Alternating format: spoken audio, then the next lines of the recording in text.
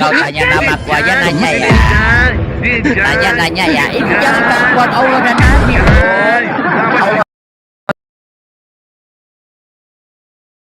Nabi Allah. Emang kayak Yesus Itu Allah itu lo dibawa aja coba kasihnya Allah ya. Udah dibawa aja DJ ya. Itu kalau kita diskusi sama LGBT. Udah lama saya nggak ngebully Oten. Jadi gini. Ini Bang Kris siapa tadi? Selamat sore Bang Kris. Ya, selamat sore. Ada si Datuk. Ayo Datuk, mainkan tuh. Apa nih mainkan nih? Nah, silakan, ada Datuk nih. Iya. Ya. Kamu yang duluan Datuk atau saya? Oke. Siapa yang mati terkutuk di tiang gantungan? Siapa yang mati terkutuk di gantungan? Banyak. Ya. Galatia 3:3 nomor 13. Ya. Arti terkutuk itu di kami itu bukan jadi monyet ya. Aku tanya siapa manusia terkutuk yang mati di gantungan sebagai penebus dosa, sebagai juru selamat? Siapa namanya? Ya, dia dibuat jadi terkutuk. Di mana dibuat di situ? Iya, dia dikatakan gitu. Di mana dibuat di situ? Yesus yang tidak mengenal dosa dibuatnya jadi berdosa supaya oleh dosa itu siapa yang mati terkutuk di situ? Pertanyaannya. Supaya kita ditebus dari hukum kutuk. Siapa yang mati terkutuk di situ? Pertanyaan siapa? Yesus, kenapa? Siapa namanya manusia yang mati terkutuk? Sebagai juru selamat siapa namanya? Justru dia karena siapa namanya? Aku tanyain. Mati dikutuk itu karena kalau si dosa Chris kita. ngomong, si Evan ngomong, itu uratnya sampai segede-gede jempol itu keluar tuh. Iya. Siapa namanya yang aku tanyain? Aku udah jawab. Siapa namanya? Sekarang kutanya dulu kau. Siapa Gantian. namanya manusia yang mati terkutuk? Yesus. Jadi Yesus masih terkutuk? Udah, ya. Ya udah, mantap. Ya. Jadi Yesus mati terkutuk. Ya menurut si Chris Evan, enggak mati Yesus terkutuk. enggak pula lagi. Si Evan ini cari cepat dia biar bisa bertanya, dia cari cepat ya. Enggak begini loh. Makanya itu aja diulang-ulang. Aku cuma nanya. Dia nggak mau kutanya, Datuk. Enggak, bukan kamu nanya. Siapa manusia yang mati terkutuk sebagai juru selamat mati terkutuk di gantungan? Ya, aku jawab ya. Jangan siapa namanya? Ya, aku jawab ya. Siapa namanya? Iya, aku jawab. Iya, saya jawab. Ya, Yesus itu tidak mengenal dosa. Saya nggak nanya itu, saya nanya namanya. Kan udah aku bilang Yesus. Gimana sih? Saya nanya namanya. Siapa manusia yang mati terkutuk? Yesus yang tidak mengenal dosa. Saya nggak tanya dosa. Saya tanya nama. Supaya kita dihukum siapa? Saya nggak nanya itu. Saya nanya Yesus siapa namanya? Berdosa. Galatia nomor 13, 3 nomor 13. Terkutuklah orang yang digantung di kayu salib. Nah, sekarang aku tanya dulu kau, Datuk. Aku nanya sama kenapa wahyu-wahyu di dalam Allah kau itu adalah jangan lari dulu. Pada kitab aku Paulus, nanya kitab Lukas. Siapa namanya? Contoh. Surah Al-Imran ayat 45. Berarti Yesus mati terkutuk yang Lukas 1 ayat 30. Pertanyaan saya, kenapa si Chris Evan mengakui Yesus adalah manusia terkutuk? Dengar dulu. Jadi si Chris Evan mengakui Yesus adalah manusia terkutuk. Betul? Diskusinya yang sehat dong. Hanya untuk bertanya terus dan tidak mampu menjawab pertanyaan. Udah, diskusinya yang sehat ya. Gantian ngomongnya. Wahyu-wahyu Allah kalian Nah, sekarang gua tanya dulu sebelum lari ke situ, Chris. Sekarang sama gua lo. Sekarang sama gua. Ya. Oke, santai. Wahyu itu. Ini Datuk ini nggak bisa ditanya. Bentar. Ya udah, nggak usah framing lo. Gua mau tanya dulu sedikit. Wahyu itu diambil dari bahasa apa? Wahyu itu diambil dari bahasa apa? Kita enggak bahas itu. Enggak, gua tanya Wahyu itu diambil dari bahasa apa? Kenapa? Wahyu dulu, jawab dulu. Kata Wahyu diambil dari bahasa apa? Bahasa enggak tahu dari bahasa apa. Ya udah, kasih tahu. Bukan bukan itu inti pertanyaan saya.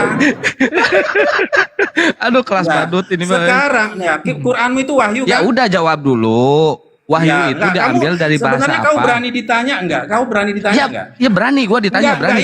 Lu bertanya 1000 kali. Nanti kita bermain 1000 ahli bahasa, kali lu asal-usul bertanya. asal usul bahasa nanti. Udah, ya udah. Sekarang kutanya. 1000 kali lu bertanya ke gua jawab. wahyu di dalam Sekarang Quran, jawab dulu. ya. Wahyu itu diambil dari bahasa di dalam apa? Quranmu adalah Iya. cerita-cerita di buku. Wahyu itu diambil dari bahasa apa? Jawab dulu. Loh, Kok susah?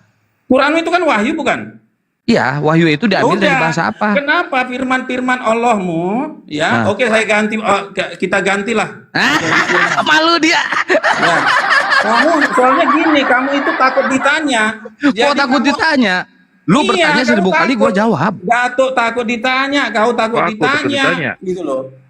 Ya, Justru kau lu mau- nggak mau jujur. Sekarang Wahyu kutanya, itu diambil dari bahasa kenapa apa? Sudiman mencontek, mensadur, memplagiat tulisan Lukas hasil penelitian dia? Apa bunyinya? Apa bunyinya? 1 ayat 30. Ya, bunyinya gimana? Ya, bunyinya apa? Ya. Bahasa original teksnya apa? Bahasa original Apa teksnya bunyinya? Bunyinya Ya, apa? ya. Dia Bahasa menyadur originalnya. cerita, Enggak. mau bunyinya Ya, apa? contoh. Ya, bunyinya apa? Bunyinya.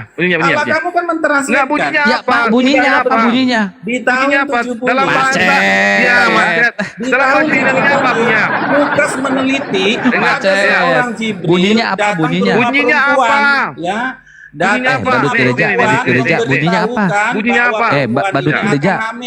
Bunyinya apa? Bunyinya apa? Sekarang Badut gereja. 600 tahun Lu nggak bisa kemudian, diskusi, lu nggak bisa diskusi. cerita daripada Kayak Lukas begini. Nggak Nih, bisa, bunyinya nggak bacain. bisa. ini dia Nggak bisa Nih. dia, nggak bisa diskusi. Nih, ya bunyinya kayak gini. Botol, Ya bunyinya apa benih? Kayak gini nih. Bunyinya. botol. Kristen yang lain aja Ya. yang naik, yang sehat. Kalau orang-orang kayak Aduh, kok kena.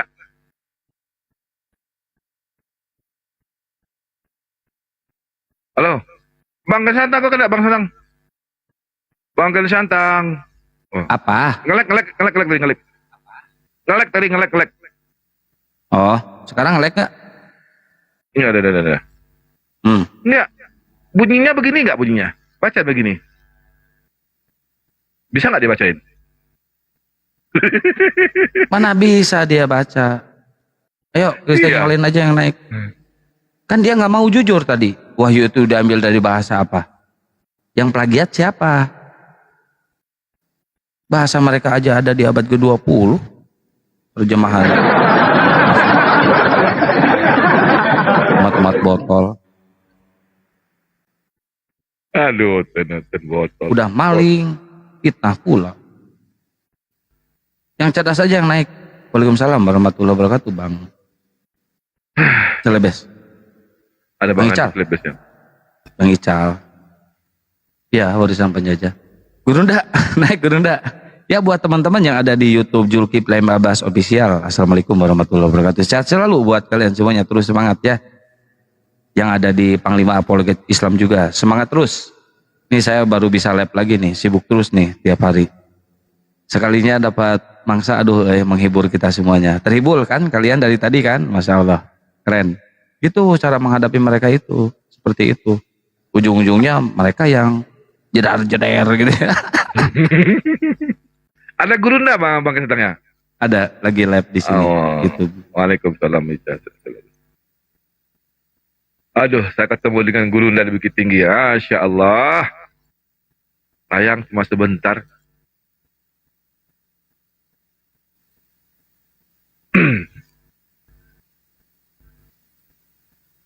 Yuk teman-teman Kristen naik lagi sini.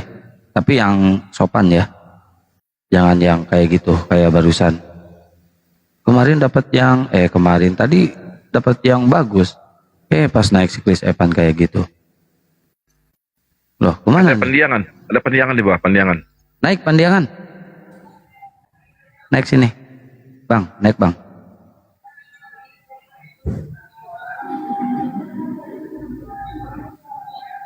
Naik Bang pandiangan. Kita ngobrol santai aja. Nggak bisa dijambak. Di peripat dia. Ngapain bro? Ngobrol aja. Pandiangan oten kan? Iya, oten. Naik aja Bang, sini Bang. Kalau masih penasaran dengan konsep ajaran Islam, silakan bertanya aja ya. Tapi yang sopan bertanyanya. Naik Bang Pandiangan, B Pandiangan naik.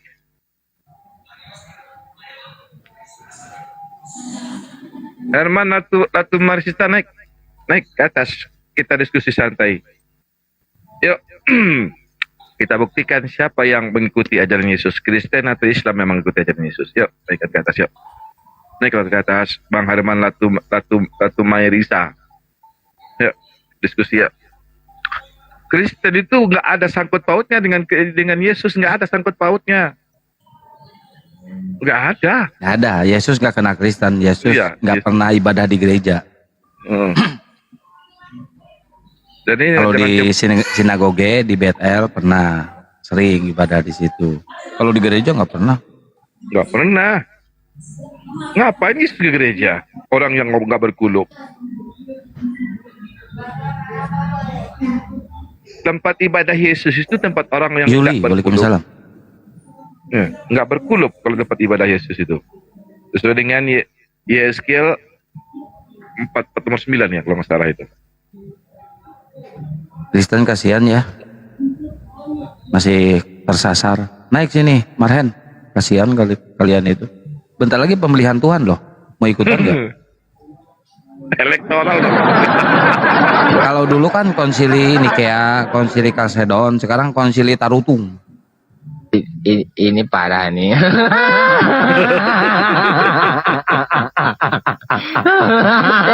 Tenang.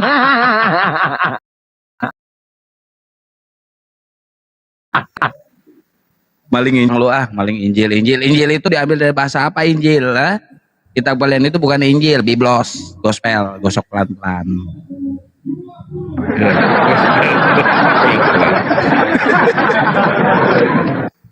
Dari mana Injil itu diambil ya? Emang di luar negeri orang kenal Injil? Enggak. Nah, Tante Mary.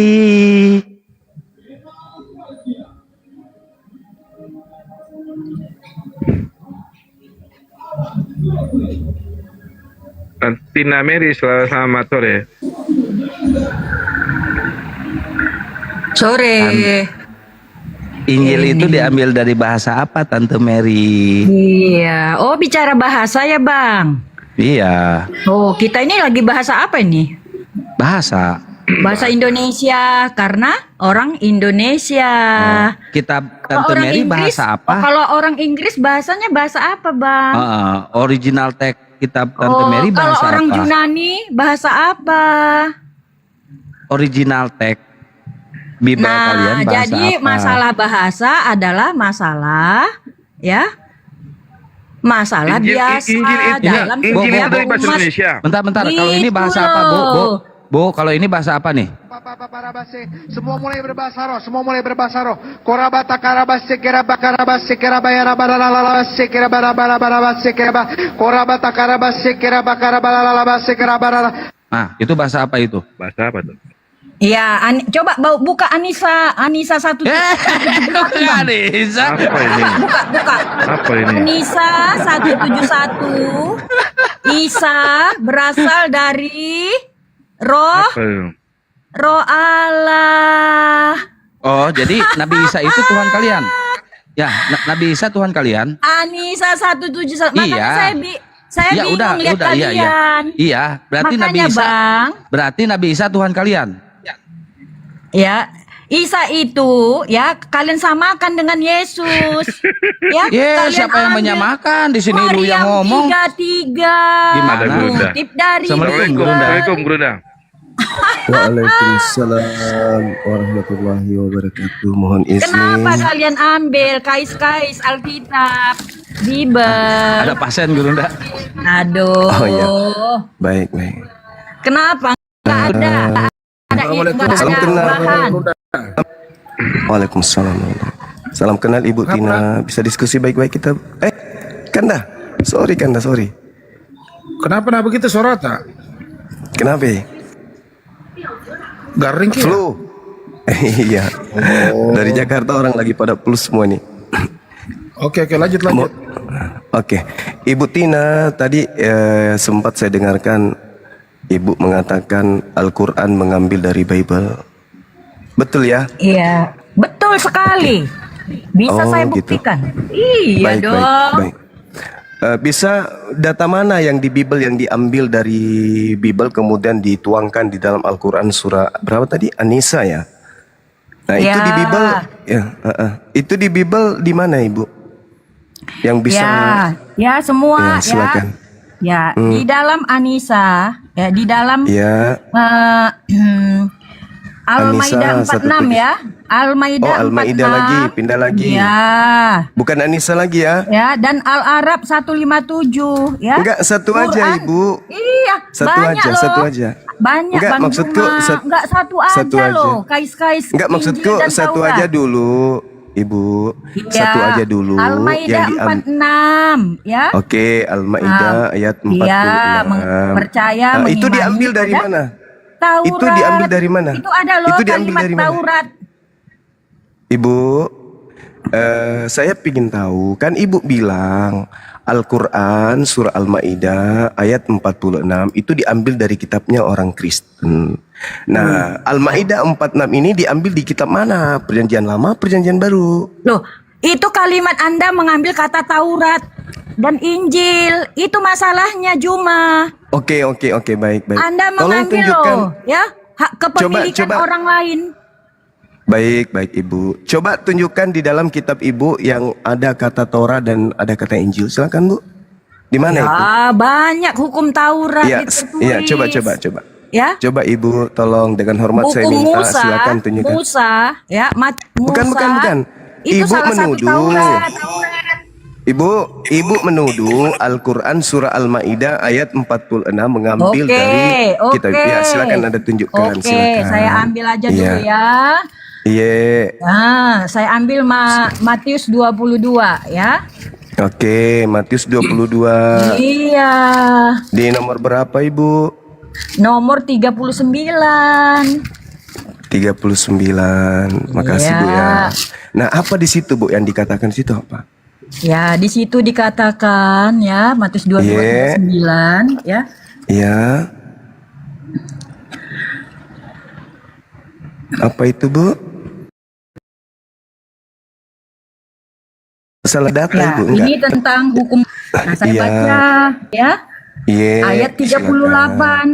Ayat Oh, 37. 38 pindah lagi. Pindah lagi. Ya enggak apa-apa, Bang, dekat-dekatan. Iya, yang Lebih mana bagus yang satu betul? perikop loh. Lebih Iya, bagus yang satu mana? perikop Yang loh. Iya, Ya, biar yang jangan mana yang comot-comot ayat. Gitu kalau kita Ya, yang akademis. mana? Yang diambil Iya, Al-Quran mulai surah dari Al-Maidah ayat ayat 46 itu di mana? Ya, ini kan Matius kata 22 Taurat nomor Anda berapa? bilang. Iya, di mana itu, Ibu? Ini ada kalimat saya baca ya. Silakan. Di data nomor berapa? Saya baca ya. Iya, data nomor berapa? Ya, saya baca. Iya, data nomor berapa, Ibu? Ayat 3, saya mulai ya dari ayat 34 ya. Ketika orang-orang Farisi mendengar. Pindah Ya, nggak pindah apa-apa. lagi ke Nggak 34. apa-apa, Bang. Ya, kalian paham. Kayaknya Ibu Iya. kewalahan deh. Kayaknya Nggak kewalahan. apa-apa, kenapa kejang-kejang Bima? Kok diam Kayaknya aja? kewalahan deh. Ya? Kayaknya kewalahan, nggak bisa kasih bukti deh. Enggak, Pindah lagi. enggak kewalahan loh, karena kamu Ya terus sibuk. di mana datanya yang Anda mana diam- datanya? Ya, datanya Anda yang mana? diam dulu. Tadi Ini 39, kalimat Taurat, ya. kemudian 37, Ini- kemudian iya, diam 38. dong. Sekarang pindah lagi Diam ke dong, 34. saya kan mengambil kata Taurat. Aduh, bisa kata diskusi nggak? Taurat. Anda kata Taurat. memalukan Silakan, loh. Anda silakan. ngaku-ngaku guru Silakan, dah. silakan. Tapi Silakan, Anda silakan. tidak- Kata Taurat. Aduh. Cuman karena Iya, kata Taurat. banyak loh. Oh iya. Lanjut. Iya. Silakan. Nggak usah Iya, kamu iya. kepanasan. Ketika orang-orang Iya, iya, Farisi mendengar bahwa Yesus telah membuat Iya. membuat orang-orang Saduki itu bungkam, berkumpullah mereka Saduki. dan seorang dari mereka, seorang ahli Iya. Taurat, satu Iya, bertanya satu. mencobai dia, ya. Oke. Guru, hukum manakah yang terutama dalam hukum Taurat? Iya. Dua, ya. Dua. Ya, jawab Satu Yesus aja yang ada kepadanya, kata Tauratnya, "Kasihlah yang Tuhan, mana? Ya, Ibu, dengan segenap yang ada hati kata Tauratnya yang mana, dan Ibu? sedang dulu kau. Diam Ibu, dulu kau. yang Kenapa ada kau kepanasan? yang ada kata Tauratnya di situ apa? Saya bayar 1 miliar kalau ada kata Taurat di situ, silakan. Nah, ini kata Taurat, Bang. Banyak. Di data nomor berapa? Ayo. Banyak lagi ayat-ayat Taurat. Saya kasih Bang. duit Bukan ini 1 hanya miliar saya hanya kalau mengambil ada satu kata Taurat sampel. di situ. Nah, ini dibuat di abad keempat, ya, Ibu, di abad keempat lalu Ibu, Fiat ke-7, jangan kesurupan, ya, Ibu. mengambil Saya kasih kata duit Taurat 1 ini miliar. ke dalam, Kalau ada kata Taurat di dalam kitab perjanjian baru, saya kasih uang 1 miliar. Bahkan di Indonesia, ya, bahkan di Indonesia mengambil ayat Alkitab dari Kejadian, Yohanes Ulangan untuk menafsir, ya, tafsir Quran. Parah. Udah ditutup Paham kau? dulu mulut orang ini pakai Kalian tai sapi. mengambil semua dari Bible, mengkais-kais. Host, tutup mulutnya pakai tai sapi ibu ini dulu. Ya, dia cuma nyerocos, tak ada ilmu. Jadi gini, Ibu Tina, di dalam bahasa Yunani kata Torah itu nggak ada. Dalam bahasa Yunani asli kitabmu itu hanya menggunakan kata nomos. Nomos itu artinya hukum. Tidak ada Torah. Sedangkan dalam Al-Quran jelas ada Taurat. Tertulis Taurat dalam Al-Quran. Original teks 1400 tahun silam. Nah, kitabmu ada kata Taurat nanti setelah ada di Indonesia. jadi yang mencuri sebutan Taurat itu adalah kalian Kristen. Original teks kitabnya Kristen itu tidak ada kata Taurat, yang ada nomos. Aduh, inilah kalau Kristen ya. Ini mewakili kali agamanya karena dia suka nyamar-nyamar pakai istilah-istilah Al-Quran. Jadi jelas ketika Anda kemudian mengatakan bahwa Al-Quran menyontek atau mengambil dari Bible, itu salah. Lembaga Bible Indonesia merampok istilah-istilah Al-Quran masuk ke dalam terjemahan Bible milik Belanda. Adalah muncul Torah di dalam kitab kalian. Kalau Anda melihat dalam buku Matius, itu tidak ada kata Taurat, Ibu. Itu nanti di Indonesia baru ada. Malu. Malu ya, Bu ya? Aku cuma Al-Quran ya? disusun tahun 1924, ya. Malu, udah kamu turun aja, kamu turun. Kamu ke Al-Quran gereja, disusun tahun colok 1924. pantat pendeta, Lalu kamu turun. bagaimana? Kamu turun, kamu ke gereja, colok pantat pendeta, jilat tanganmu biar kau sehat. Gak ada orang bisa kau bodohi di sini, ya. Saudara-saudara Kristen yang ada di Indonesia, dengarkan saya baik-baik. Di dalam kitab kalian itu tidak ada kata Taurat. Ya, tidak ada kata Taurat. Kata Taurat itu diambil dari terjemahan Al-Quran. Pahami itu ya. Sedangkan bahasa Yunani yang diterjemahkan menjadi Taurat itu nomos. Nomos itu artinya hukum. Oke, bukan Taurat.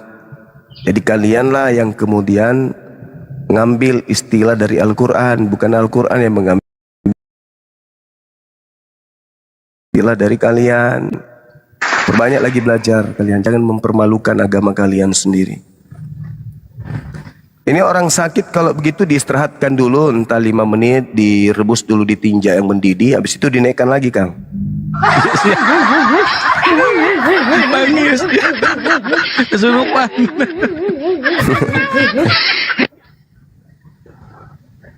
Ayo teman-teman Kristen, silakan naik lagi. Yang cerdas ya, jangan yang ngeyel kayak tadi. Aduh, pusing debat sama yang ngeyel kayak gitu mah tuh.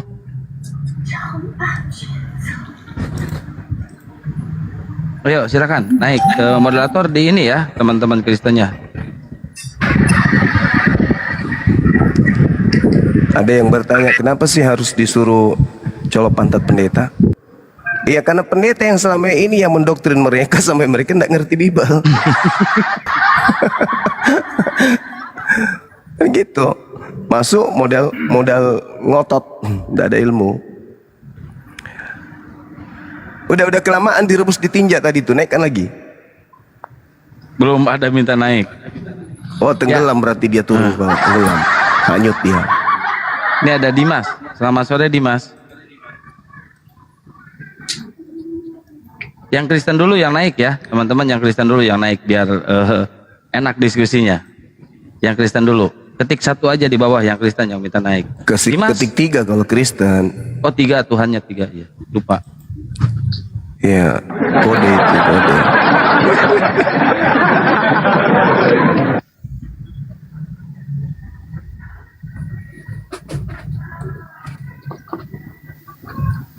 Ya, moderator di ini ya, disortir ya. Teman-teman Kristen dulu yang naik. Ini banyak banget yang minta naik.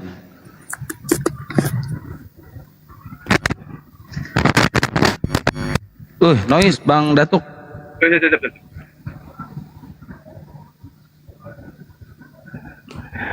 Teman-teman yang ingin nonton bareng hari Rabu ya, habis maghrib, jadi sebelum maghrib. Maghribnya itu, sholat maghribnya itu di MP aja sholatnya. Oh di Makassar? Iya di Makassar. The Rocky, selamat sore. Selamat sore. Dari Kristen Bang? Ya, Kristen. Oh, aduh Bang ini Datuk noise, Ya, kalau mau diskusi silakan Bang. Ini tentang apa ini?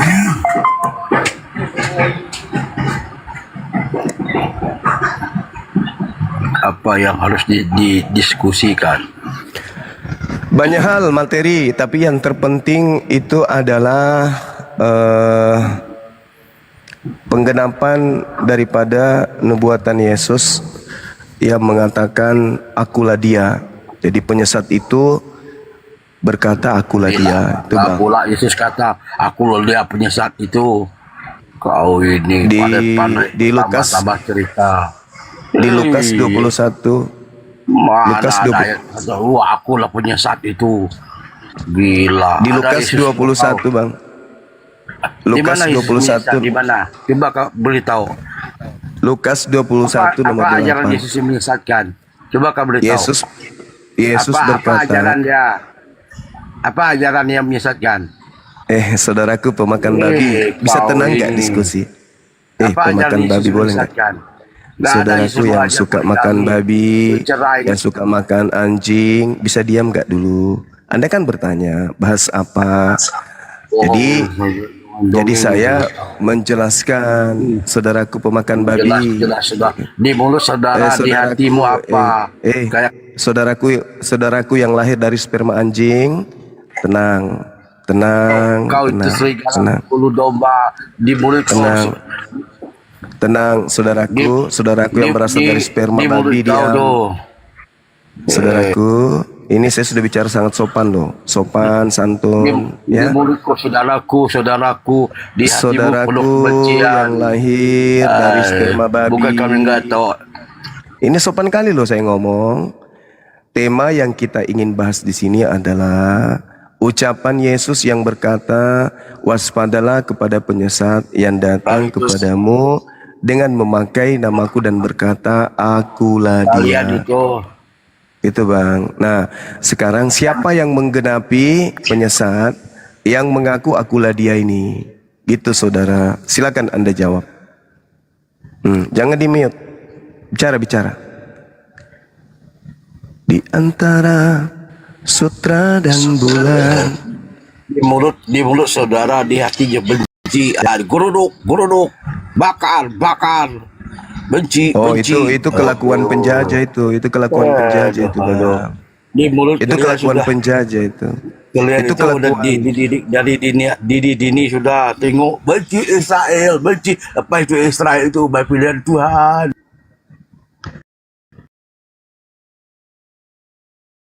Anda turun aja Bang, kalau Anda nggak bisa datang pendeta, biar Anda itu bisa sehat, bisa tidak menyembah makhluk kuburan, kan gitu, Bang ya. Bagus. Babak belur anus pendeta, gara-gara dicolok jemaat. Jemaatnya lebih pantas colokin pantat pendeta daripada dengarkan suara pendeta tak bisa diandalin. Pesan-pesan pendeta, begitu jemaatnya ketemu Bang Suma, tak ada gunanya pesan tersebut karena tak bisa dijadikan sebagai bahan diskusi. Jadi mending colok aja pantatnya, itu lebih berguna supaya Anda bisa membedakan mana yang harum, mana yang bau bucut. Teng teng teng teng teng teng teng teng teng teng teng.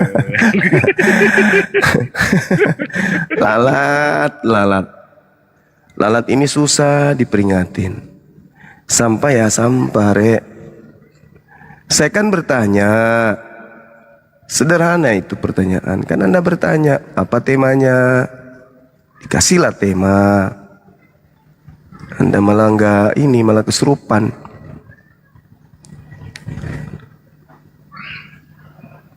Yang bagus-bagus lah, yang diskusi gitu loh. Tema apa yang ingin kita bahas? Tentang Al-Quran. Ayo.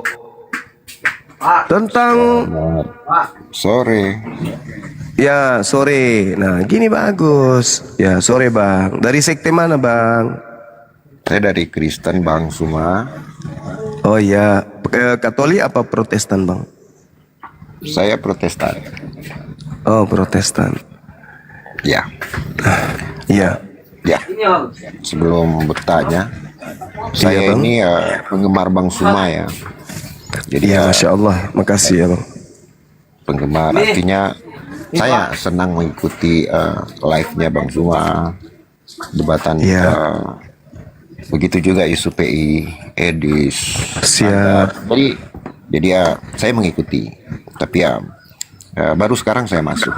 Baru sekarang saya coba Iya. memberanikan diri untuk bertanya kepada Abang Baik. tentang tema yang Abang sampaikan tadi. Siap. Tentang penyesat ya. Siap. Bagaimana Bang? Kira-kira apa yang dianalogikan Abang tentang penyesat itu seperti apa kira-kira? Baik. Jadi kalau di Islam itu Bang, penyesat itu adalah iblis. Itu jelas di Islam itu penyesat itu adalah iblis kan gitu ya. Terus berjalannya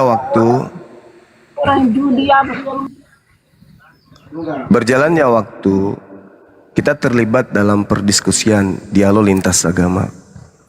Maka kami belajar Bible dan di situ kami menemukan Yesusnya berpesan kepada Bani Israel, orang-orang Yahudi, agar waspada kepada penyesat, di mana tanda-tanda penyesat itu adalah berkata akulah dia. Di dalam pengajaran Yesus di Lukas 21 nomor 8, waspadalah kepada penyesat yang datang kepada kamu di situ Bani Israel, murid Yesus, yang berkata, yang memakai namaku dan berkata akulah dia. Waktunya sudah dekat, jangan kamu percaya, jangan kau ikuti mereka. Nah, secara lurus kalau kita mengkaji Bible, ternyata memang ada yang mengaku akulah dia. Pada saat penangkapan sosok yang mengaku akulah Yesus, itu mengaku akulah dia itulah yang ditangkap dan yang disalibkan itu, yang mengaku akulah dia.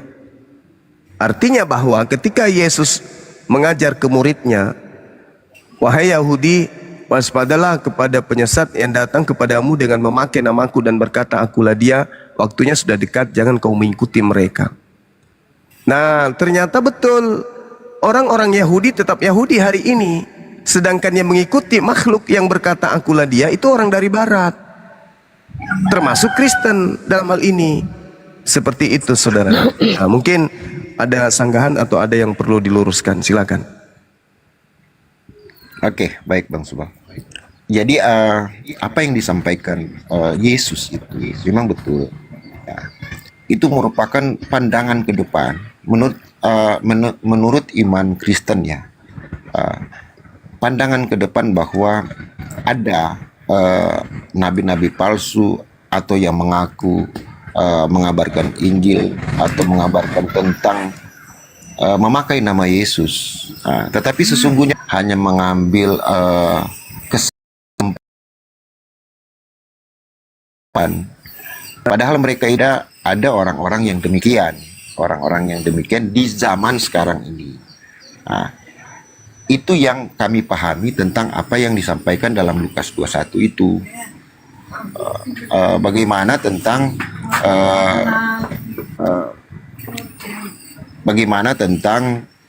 ajaran-ajaran tentang Yesus, tentang waspadalah terhadap penyesat-penyesat. Kira-kira sebenarnya simpel saja, Bang Suma.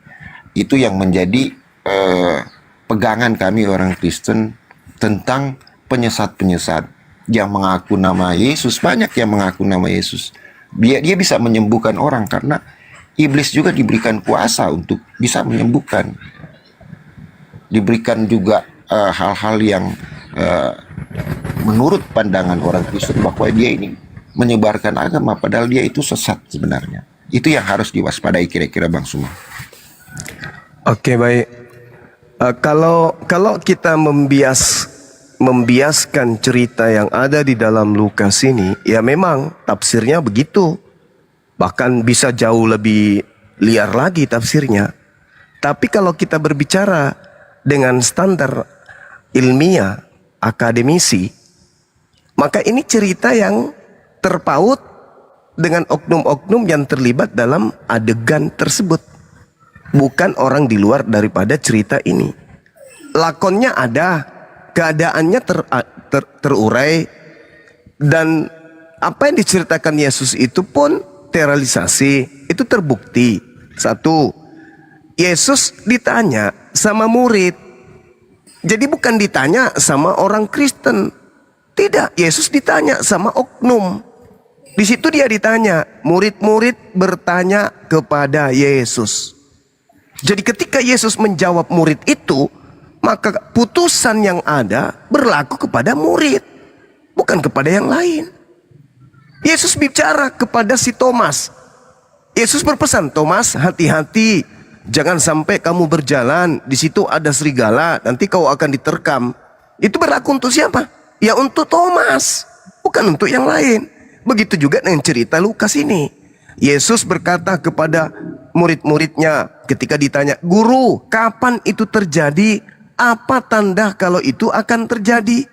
Nah, jawab Yesus, waspadalah supaya kamu jangan disesatkan. Kamu kok jadinya ke orang yang hidup di 2000 tahun kemudian? Itu tafsir bebas. Itu membiaskan sesuatu, justru menolong penyesat itu untuk mengaburkan keadaan yang sesungguhnya. Penyesatnya kemudian tertawa, hahaha, pengikutku lagi membela aku, lagi menyembunyikan identitasku. Waspadalah supaya kamu di situ ya murid, agar kamu jangan disesatkan, sebab banyak orang akan datang dengan memakai namaku dan berkata, akulah dia. Saatnya sudah dekat. Jangan kamu, jangan kamu. Ya kamu yang bertanya di depanku ini.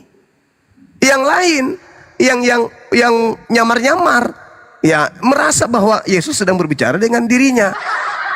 Itu namanya doktrin, itu dogma. Berbicara mengenai data yang ada dalam Lukas 21 ini, ya secara ilmiah dong.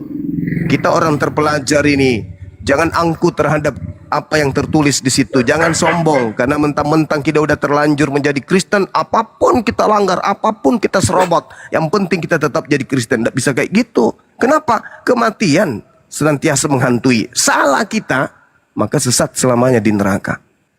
Jangan kamu mengikuti mereka. Jadi Yesus berpesan kepada muridnya Yahudi, sehingga orang Yahudi ini waspada.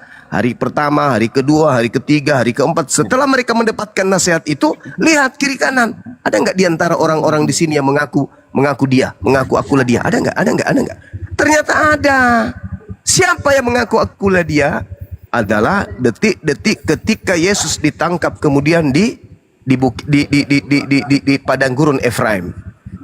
Itu orang itu mengaku akulah dia. Berarti murid-muridnya sudah tahu tuh, Oh ini penyesatnya, ngaku Yesus. Yang mana? Yang ditangkap, yang disalib. Cuman itu kandidat yang mengaku akulah dia. Yang disalib dan yang ditangkap itu bang. Coba anda lihat dalam Yohanes 18 nomor 5. Siapa yang kalian cari? Kami mencari Yesus dari kota Nazaret. Akulah dia. Kecebut. Nah, ditangkap.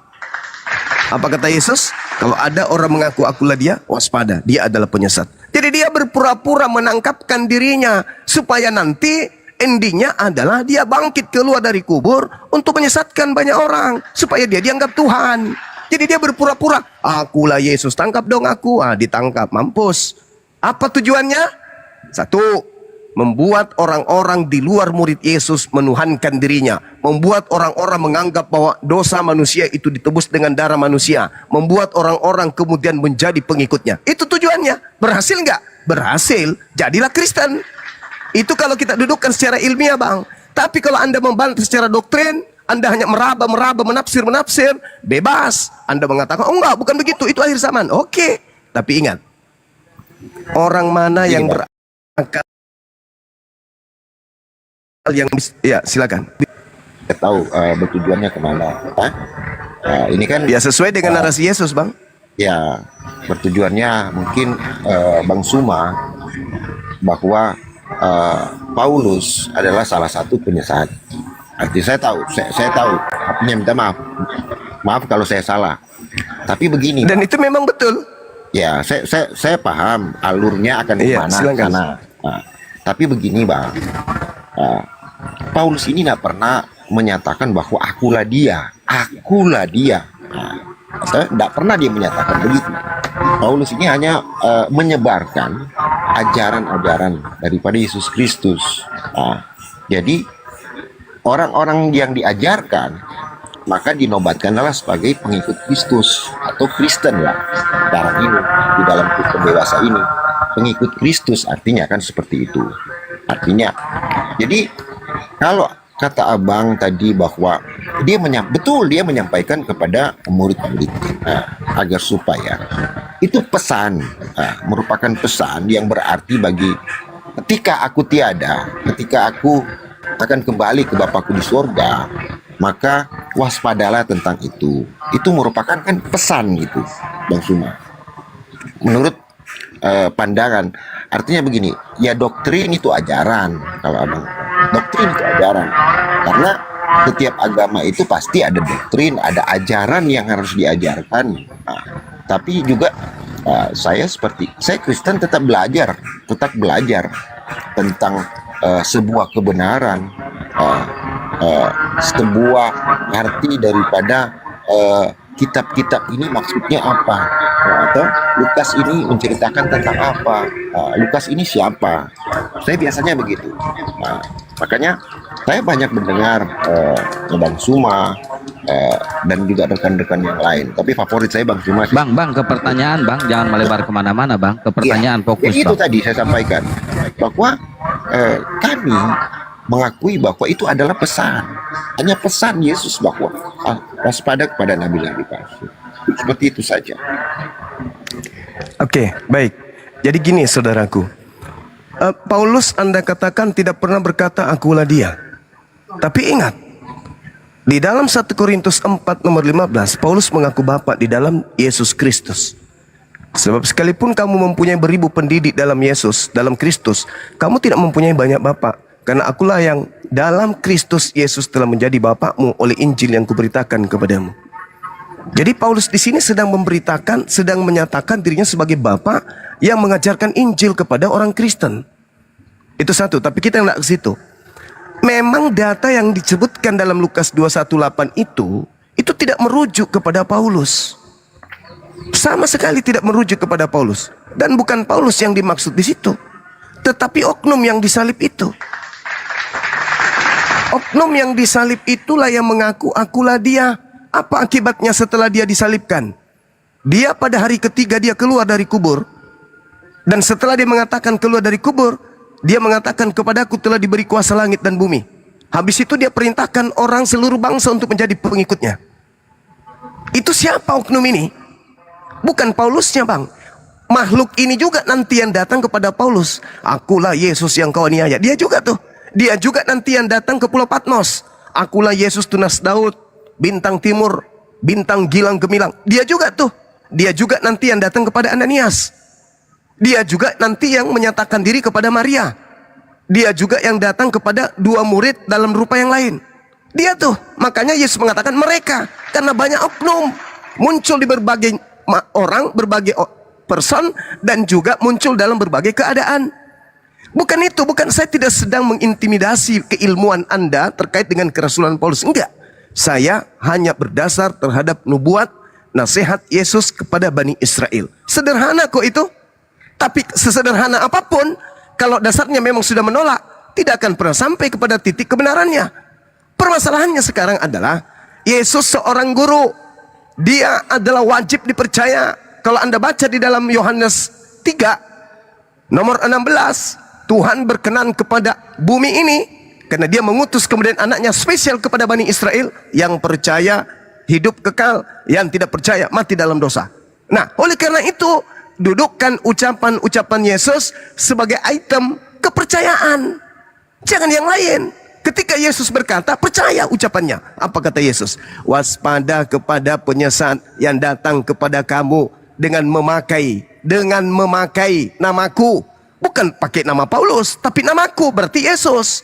Berarti penyesat itu mengaku Yesus. Akulah Yesus, akulah dia, akulah Yesus, akulah dia. Itulah penyesat itu. Nah sekarang, kalau dalam ilmu psikologi dirangkaikan dengan ilmu mengetahui seluk-beluk secara akar sebuah permasalahan, maka kita tidak akan pernah mungkin mengingkiri. Tidak mungkin. Kita kaji Bible, hanya ada satu oknum yang mengaku akulah dia, yang pernah kemudian datang kepada murid-murid Yesus. Siapa itu? Dia yang ditangkap. Yang terjadi bang, sekiranya nih, beri saya ruang 1 menit. Sekiranya gini, ketika Paulus mengatakan Kristus telah menebus Kristen dari kutuk hukum Taurat dengan jalan menjadi kutuk. Karena Kristen, sebab ada tertulis, terkutuklah dia yang ada di atas tiang salib. Nah, tertulis ini berarti terkait dengan firman Tuhan. Apa firman Tuhannya? Yang engkau salib adalah orang yang aku kutuk. Sekarang permasalahannya, siapa yang dikutuk? Apakah Yesus atau iblis? Yesus tidak mungkin. Berarti yang disalib ini memenuhi syarat untuk disalib. Kenapa memenuhi syarat untuk disalib? Karena dia adalah penyesat. Dia adalah penyesat. Dia mengatakan, akulah dia yang kau cari itu. Akulah Yesus yang kau cari itu. Akulah dia. Apa yang terjadi? Ditangkap. Setelah ditangkap, lahirlah agama yang mematikan akal sehat. Oke lah, Bang Suma salah. Baik, saya mundur dari materi itu. Tapi sebelum saya mundur, saya ingin ada orang Kristen yang bisa menunjukkan nubuat Yesus yang wajib hukumnya tergenapi. Kalau tidak, berarti Yesus pembohong. Wajib tergenapi. Ada penyesat mengaku Yesus dan mengaku akulah dia, pengikutnya banyak. Dan oknum penyesat ini wajib hidup di zaman abad pertama, kemudian mutar-mutar menemui murid-murid Yesus. Bahkan nyaris atau bahkan sukses menyesatkan murid Yesus juga. Saya ingin berhenti dari materi ini. Kalau ada dari pihak Kristen yang bisa menunjukkan yang menggenapi nubuatan Yesus ini adalah si fulan, bukan Yesus yang mengaku Yesus, tetapi benar-benar adalah si fulan. Tapi siapa? Yang kami tahu hari ini, Kristen menyembah sosok yang mengaku akulah dia. 1. Kristen menyembah kepada sosok yang mengaku akulah dia. 2. Kristen menyembah kepada orang yang dikutuk oleh Elohim yang mati di atas salib. Oke bang, bisa saya tanggapi bang? Silakan. Jadi begini bang, nah, memang bagi orang Yahudi ya, salib adalah kutukan atau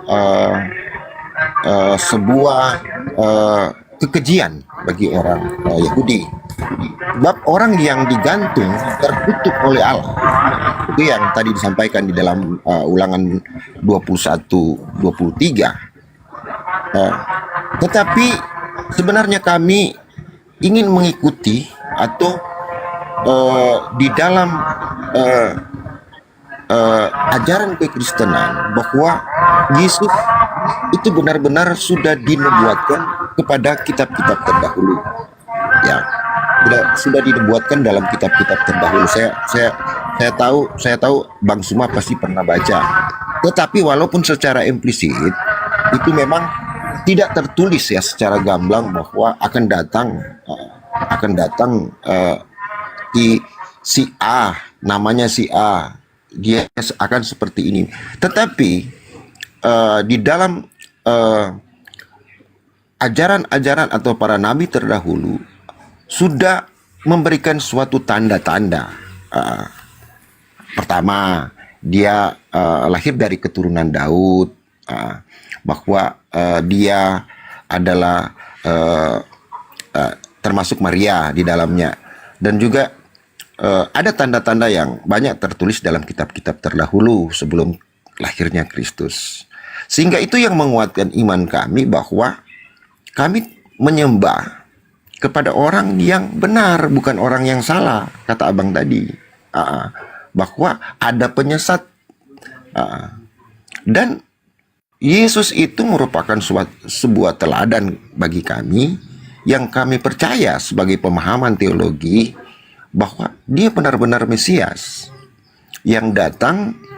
Dia adalah anak manusia, dan dia adalah firman, dan dia adalah Allah itu sendiri. Itu yang membuat kami kekeh atau kami kuat ya tentang ajaran-ajaran kekristenan. Contoh ya, di dalam penyalipan, memang berdasarkan kajian tekstual atau latar historis ya, menempatkan bahwa penulisan Injil di Yohanes pada akhir abad pertama Masehi, di sekitar tahun 90 sampai 100 Masehi ya Bang. Beberapa catatan menunjukkan bahwa Injil Yohanes ditulis setelah kehancuran Bait Allah ya di tahun 70. Disitulah dia menulis tentang kisah penyalipan itu Bang. Memang di sekitar tahun 70 atau sekitar tahun 68 sampai 70 itulah Yohanes menulis tentang kisah Yesus Kristus atau tentang kisah penyalipan Yesus. Dalam perikop ini yang kita bicarakan bahwa merupakan sebuah ajaran yang kami yakini Bang. Maaf ya Bang, karena jadi itu yang membuat kami tetap kuat menjadi umat Kristen. Begitu Bang. Oke, saudaraku. Jadi sepintas saya mendengarkan, bagi orang Yahudi, orang yang disalib itu adalah orang jahat. Itu betul. Itu nggak bisa dipungkiri. Dan level tertinggi yang harus dipahami oleh saudara saya Kristen adalah, dan salib bagi Elohim Tuhannya Yahudi adalah hukuman bagi pelaku kejahatan yang setimpal dengan hukuman mati. Ulangan 21 nomor 22-23. Jadi itu semua benar. Lalu siapa yang mengatakan salib itu adalah berkat untuk menyelamatkan orang-orang di luar Yahudi? Ya konsep doktrin dogma itu tadi. Dari mana datangnya doktrin dogma itu tadi? Dari Yesus yang mengatakan akulah dia itu. Kan Yesus mengatakan waspadalah kepada penyesat. Kenapa harus diwaspadai penyesat ini? Karena dia akan menyesatkan. Apa intinya ketika dia menyesatkan? Ya orang tersesat jadinya yang tadinya kutuk dirubah menjadi berkat. Yang tadinya setan dibilangnya Tuhan. Kenapa bisa demikian? Ya namanya juga penyesat. Jadi begini saudara, saya bukannya ingin menggurui, tidak. Tapi sekali Anda mengatakan nubuat, yang tahu tentang kitab Yahudi itu orangnya, yaitu Yahudi itu sendiri. Kenapa Yahudi tidak beriman kepada Kristen? Tidak beriman kepada konsep Kristen? Kenapa orang Yahudi tidak menjadi Kristen? Sudah 2000 tahun lamanya. Masa membusuk pembuatan itu di kitab mereka? Mereka adalah ahli Taurat, mereka adalah ahli kitab. Mereka adalah orang yang mampu kemudian mentafsirkan, mengeksegomai daripada Taurat itu sendiri. 2000 tahun kenapa mereka harus membusuk? Ada nubuat ternyata, oh nubuat itu mengantarkan kita menjadi Kristen. Mana ada? Itu cuman cocokologi gereja yang sudah terlanjur melantik oknum Yesus yang mengaku akulah dia itu sebagai pengganti dewa mereka. Sehingga untuk mengukuhkan itu, mereka mengatakan ini dibuat, ini dibuat, ini dibuat. Nubuat apa? Itu terpatahkan dan terbantahkan. Satu, coba Anda baca di dalam Yohanes 11 nomor 45 sampai nomor 57. Kurang apa lagi di situ? Apa yang kurang di situ? Di situ ada ahli Taurat, di situ ada ahli kitab, di situ ada imam kepala, di situ adalah mahkamah agama, di situ ada orang Farisi. Berkumpul 5 komponen kekuatan orang-orang Yahudi kala itu. Berkumpul semuanya. Dari ahli Tauratnya, dari mahkamah agamanya, dari para rabinya, imam-imamnya, semuanya berkumpul. Ketika mereka melihat Yesus, apa yang terjadi? Mereka sepakat membunuhnya. Bukan hanya itu, Bang. Mereka sepakat membunuh Yesus karena mereka takut bangsanya dirampas oleh orang Roma. Bukan karena itu, mereka sepakat membunuh Yesus dan melakukan nubuat tahun itu juga. Bukan hanya itu, yang bernubuat adalah imam kepala, imam besar Kayafas. Imam besar Kayafas tahun itu juga bernubuat tentang mereka bahwa Yesus harus mati untuk bangsa Israel. Tuh, itu kitab Anda baca. Jadi Imam Kayafas sebagai pemangku tertinggi dari Taurat, dari kitab Tanakh, bernubuat bahwa Yesus harus mati untuk bangsa Israel, karena kalau tidak mati bangsa mereka akan dirampas Roma. Itu nubuatnya. Bukan lari ke Yesaya, lari ke mana-mana, bukan. Itu cocokologi gereja. Sedangkan yang mempunyai kitab tidak menjadikan itu sebagai rujukan. Mereka membuat nubuatan tahun itu juga bahwa Yesus harus mati demi untuk menyelamatkan bangsa Israel agar tempat suci mereka, bangsa mereka tidak dirampas oleh penjajah Romawi. Titik. Baca nomor 53-nya. Maka mulai sejak itu mereka sepakat membunuh Yesus. Jadi jangan ngemis-ngemis nubuat. Jangan. Imam kepala, sang ahli Taurat, sang ahli kitab Yesaya, sang ahli kemudian kitabnya orang Yahudi bernubuat. Dia bernubuat. Apa nubuatnya? Yesus harus mati supaya Bani Israel terbebas dari penjajah. Bukan terbebas dari dosa waris. Itu karangan gereja setelah mereka kedatangan makhluk yang mengaku Yesus itu. Itu yang pertama. Kemudian yang kedua, saudara, kalau saudara menjadi Kristen karena nubuat, hei, tolonglah sekali-kali gunakan akal. Yesus itu jago nubuat. Yesus itu setiap hari bernubuat, sedikit-sedikit bernubuat, sedikit-sedikit bernubuat. Itulah Yesus. Apa nubuatan Yesus? Kenapa ente pada tidak percaya? Nubuat yang tadi, yang saya katakan tadi itu, waspadalah kepada penyesat yang akan berarti nubuat, yang akan datang kepadamu dengan memakai namaku dan berkata akulah dia. Saatnya telah dekat, jangan kamu percaya. Itu nubuat. Kenapa nggak dipercaya nubuatan Yesus? Kenapa Bukan justru begini, nubuatan-nubuat? Sabar, saya belum selesai. Kenapa justru nubuatan-nubuatan yang tak ada ujung pangkalnya demi Kristen itu Anda gunakan? Sedangkan nubuatan Yesus, dia yang berbicara.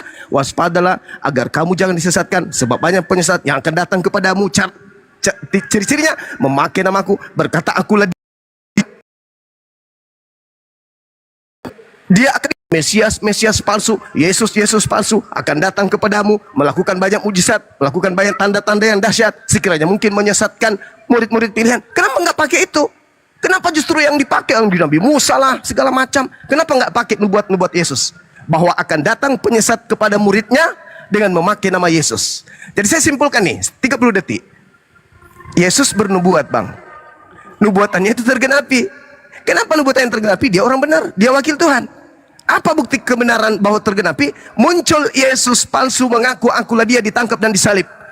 Apa nubuatan lanjutannya? Yesus palsu ini akan menyesatkan banyak orang. Mana penggenapannya? Ditangkap, penyesat itu ditangkap, lalu kemudian masuk dikubur, lalu kemudian keluar dari hari ketiga, lalu menyesatkan banyak orang. Mana banyak orang itu? Kristen namanya. Tergenapi, abangku.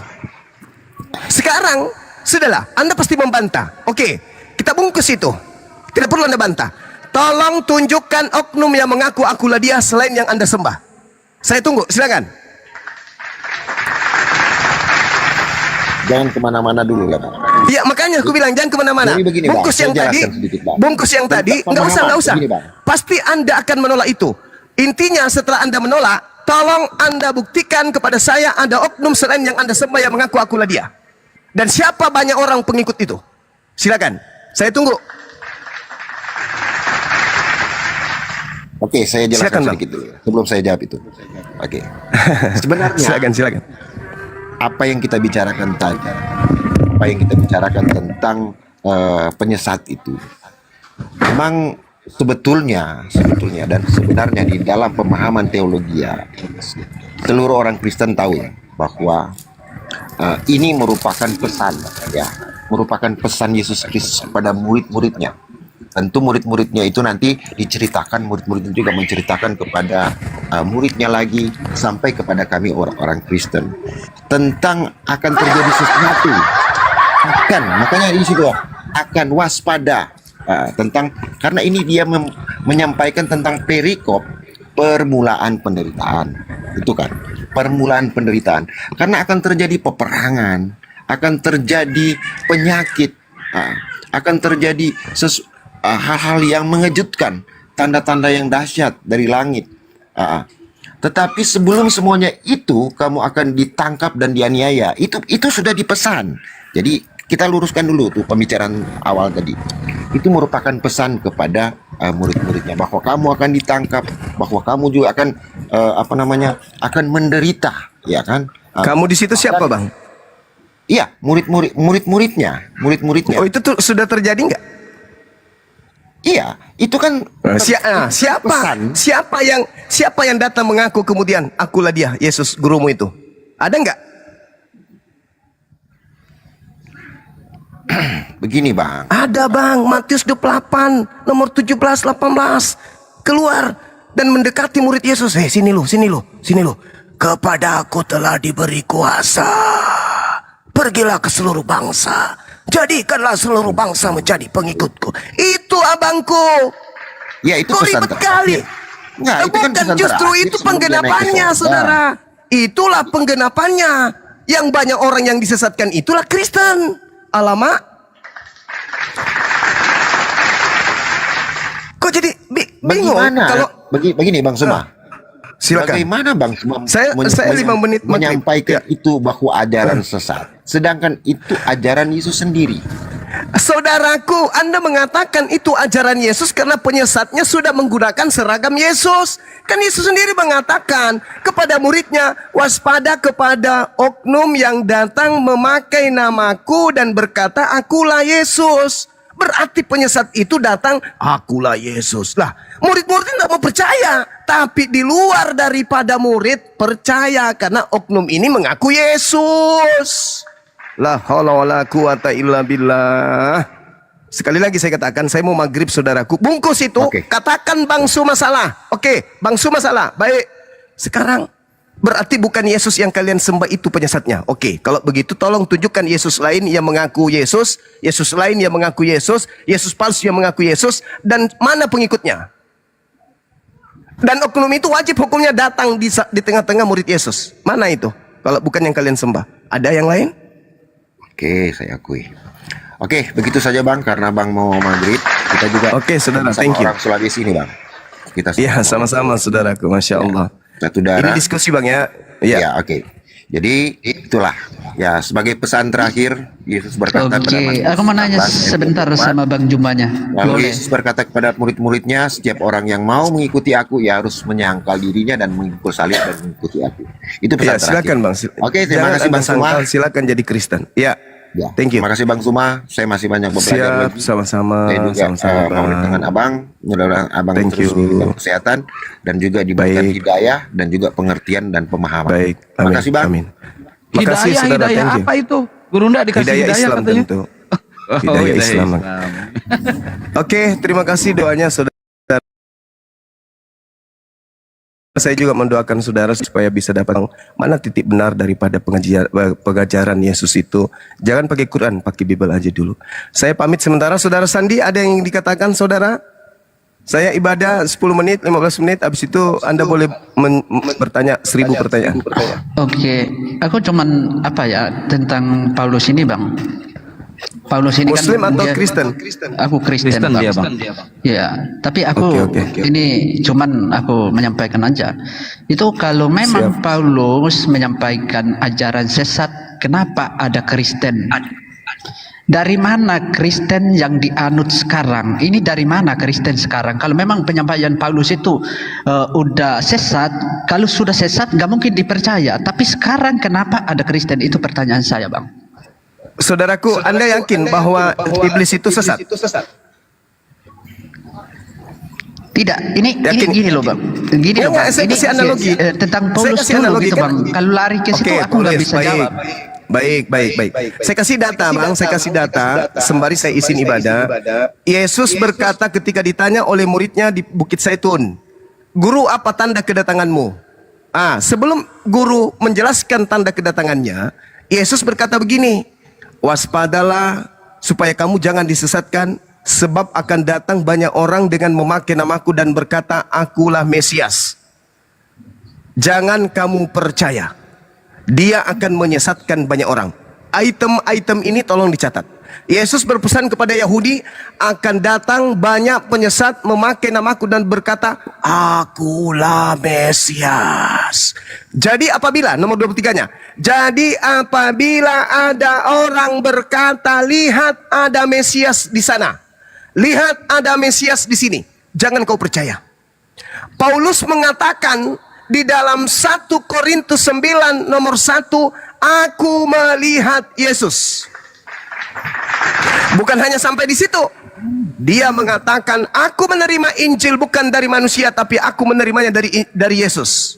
Lihat, Paulus mengatakan dia melihat Mesias. Paulus mengatakan dia bertemu dengan Yesus. Kata Yesus kepada muridnya, jangan kamu percaya bila ada orang mengatakan bertemu dengan aku di padang gurun, bertemu dengan aku di dalam bilik. Nomor 24-nya. Sebab Yesus palsu dan nabi-nabi palsu akan datang dan banyak melakukan mukjizat dan tanda yang dahsyat, sekiranya mungkin menyesatkan banyak orang Kristen.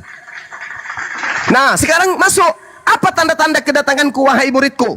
Pertama, ketika aku datang, maka yang nampak adalah anak manusia. Bukan roh, bukan cahaya, tapi anak manusia akan terlihat di tengah langit.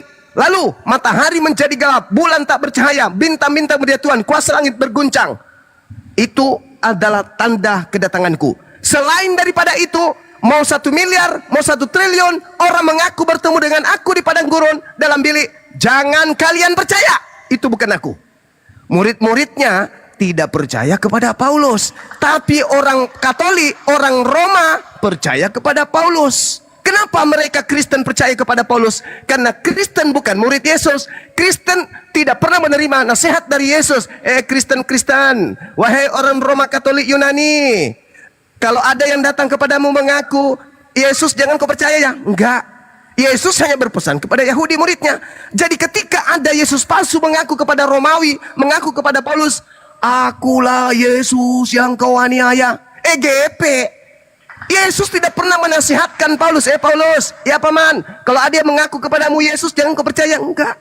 Yesus hanya menasihati Thomas, Andreas, Maria, Yohanes, Matius, murid-muridnya. Dia tidak pernah menasihati Paulus. Jadi ketika Paulus mengaku, ketika Ananias mengaku, ketika pengarang daripada kitab Wahyu mengaku bertemu dengan Yesus, EGP, Yesus tidak pernah peduli dengan mereka. Dia hanya peduli kepada muridnya. Jangan kau percaya ketika ada orang mengaku bertemu dengan aku. Makanya Paulus, karena sudah tahu tidak akan mungkin dipercaya oleh murid Yesus, makanya dia menulis surat. Aku diutus kepada orang yang tidak bersunat. Galatia 1 nomor 15.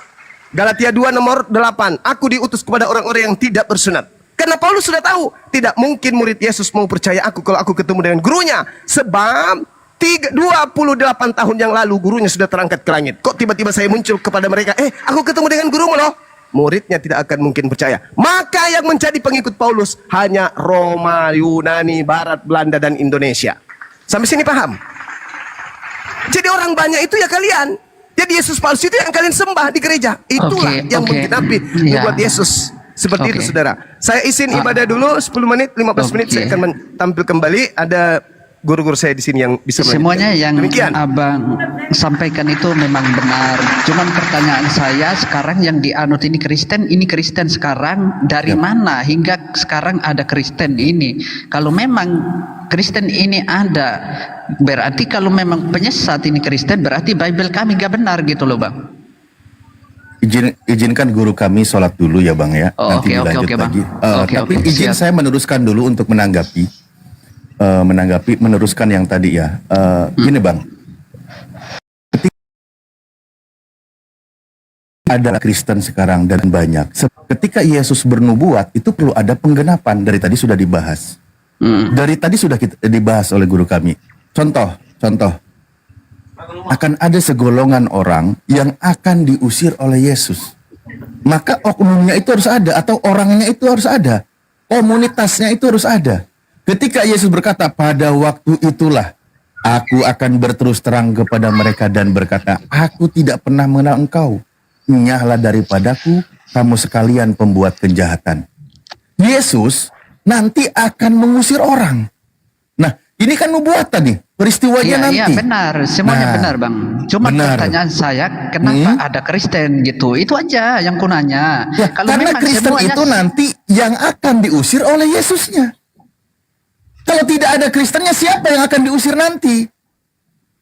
Berarti kami ini mengikuti ajaran sesat apa gimana itu bang? Berarti Bible kami itu sesat apa menurut abang gimana? Bible Anda itu satu menceritakan tentang nubuatan yang akan nubuatan Yesus, yang sebagiannya penggenapannya, kan gitu. Berarti separuhnya benar, separuhnya nggak benar gitu. Waalaikumsalam. Nah, gitu makanya ya, kita buktikan bang, kita buktikan. Contoh, kan Yesus sudah berkata, dari buahnya kalian akan melihat. Bible Anda sendiri, 1 Yohanes 2 nomor 18-19, pengajaran anti Yesus itu berasal dari antara kita. Antikris itu dari internal itu sendiri. Kitab Anda yang menjelaskan, maka harus dicari siapa pelakunya. Kan gitu. Nah, Yesus nanti akan mengusir mereka. Harus dicari siapa pelakunya, siapa orangnya, siapa golongannya, siapa komunitasnya. Kan gitu bang. Makanya ketika di Matius 7, dari 15 sampai 23, ada pengajar palsu, ada nabi palsu, menyesatkan banyak orang. Mereka berseru kepada Yesus Tuhan, bernubuat, bermujizat, ngusir setan pakai nama Yesus. Pertanyaannya sekarang, siapa pelakunya? Karena mereka itu akan diusir oleh Yesus. Iya. Harus digenapi, harus ada fakta akurat di sana. Bentar. Ustaz Alim sama moderator, saya izin 10 menit mandi ya. Izin, jauh dari perangkat. Ya silakan bang. Oke, memang ajaran Paulus menurut abang ini sesat gitu. Memang kalau ajaran Paulus ini sesat, kenapa Kristen ini harus ada? Sudah tahu sesat, kenapa dipaksa sampai sekarang banyak yang anut Kristen ini sampai merajalela makin hari makin banyak gitu. Ini Oke, saya jawab lagi. Kalau Kristen tidak ada, pengusiran Yesus itu kepada siapa yang menggenapi? Kan harus ada penggenapannya, harus ada buktinya. Ketika Yesus berkata, aku tidak mengenal kalian, kalian semua pembuat kejahatan. Kalau Kristennya tidak ada, artinya nubuatan Yesus ini kosong. Tidak ada yang menggenapi ucapan Yesus. Maka harus ada ini pelakunya. Masa nggak paham dari tadi? Iya, berarti ya kan? Kalau harus contoh, kita ini mau ngusir orang, ya kan? Nah, yang diusirnya itu harus ada, harus terbukti, harus jelas siapa yang diusirnya. Kalau tidak ada yang diusirnya, ya kita sama aja ngusir angin. Tidak ada pembuktian. Bahkan kitab Anda sendiri yang sudah mengatakan bahwa memang pengajar anti Yesus itu atau anti Kris itu berasal dari antara kita. Tapi mereka tidak sungguh-sungguh termasuk pada kita. Itu kitab Anda yang menjelaskan. Kan gitu. Pengajar-pengajar. Oke. Berarti menurut abang ini 100% kitab kami ini palsu apa ajarannya isinya semua ajaran sesat gitu? Saya tidak memponis itu, Bang. Iya, mari kita simak. Coba, oke. Kalau gitu saya ajarin lagi ya. Gini, Bang. kita simak ucapan Yesus. Kitab Anda itu ada ucapan pengajaran Yesus. Itu ada. Bahkan di dalam versi online itu dicetak dengan tinta merah. Iya, Ya kan? benar. Tertulis dengan tinta merah. Itu ucapan Yesus. Ketika Yesus berkali-kali waspadalah, waspadalah, itu begitu banyak ucapan Yesus.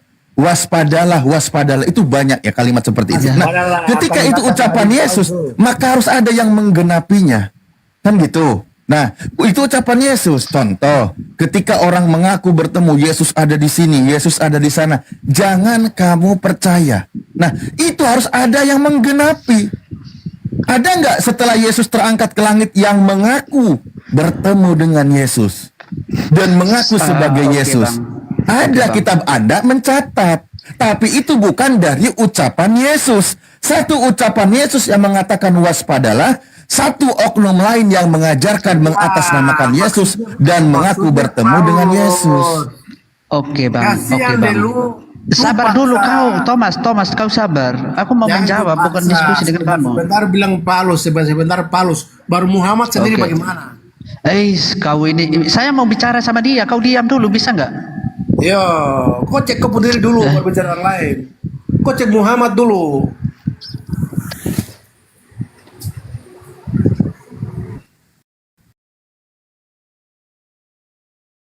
Nggak apa-apa sih, orang-orang Kristen ini alhamdulillah tetap tertib. Silakan Bang Sandi tadi lanjutkan. Oke, ini Thomasnya di mute dulu, biar kita kan nggak apa gitu. Ya, biar gak terganggu gitu.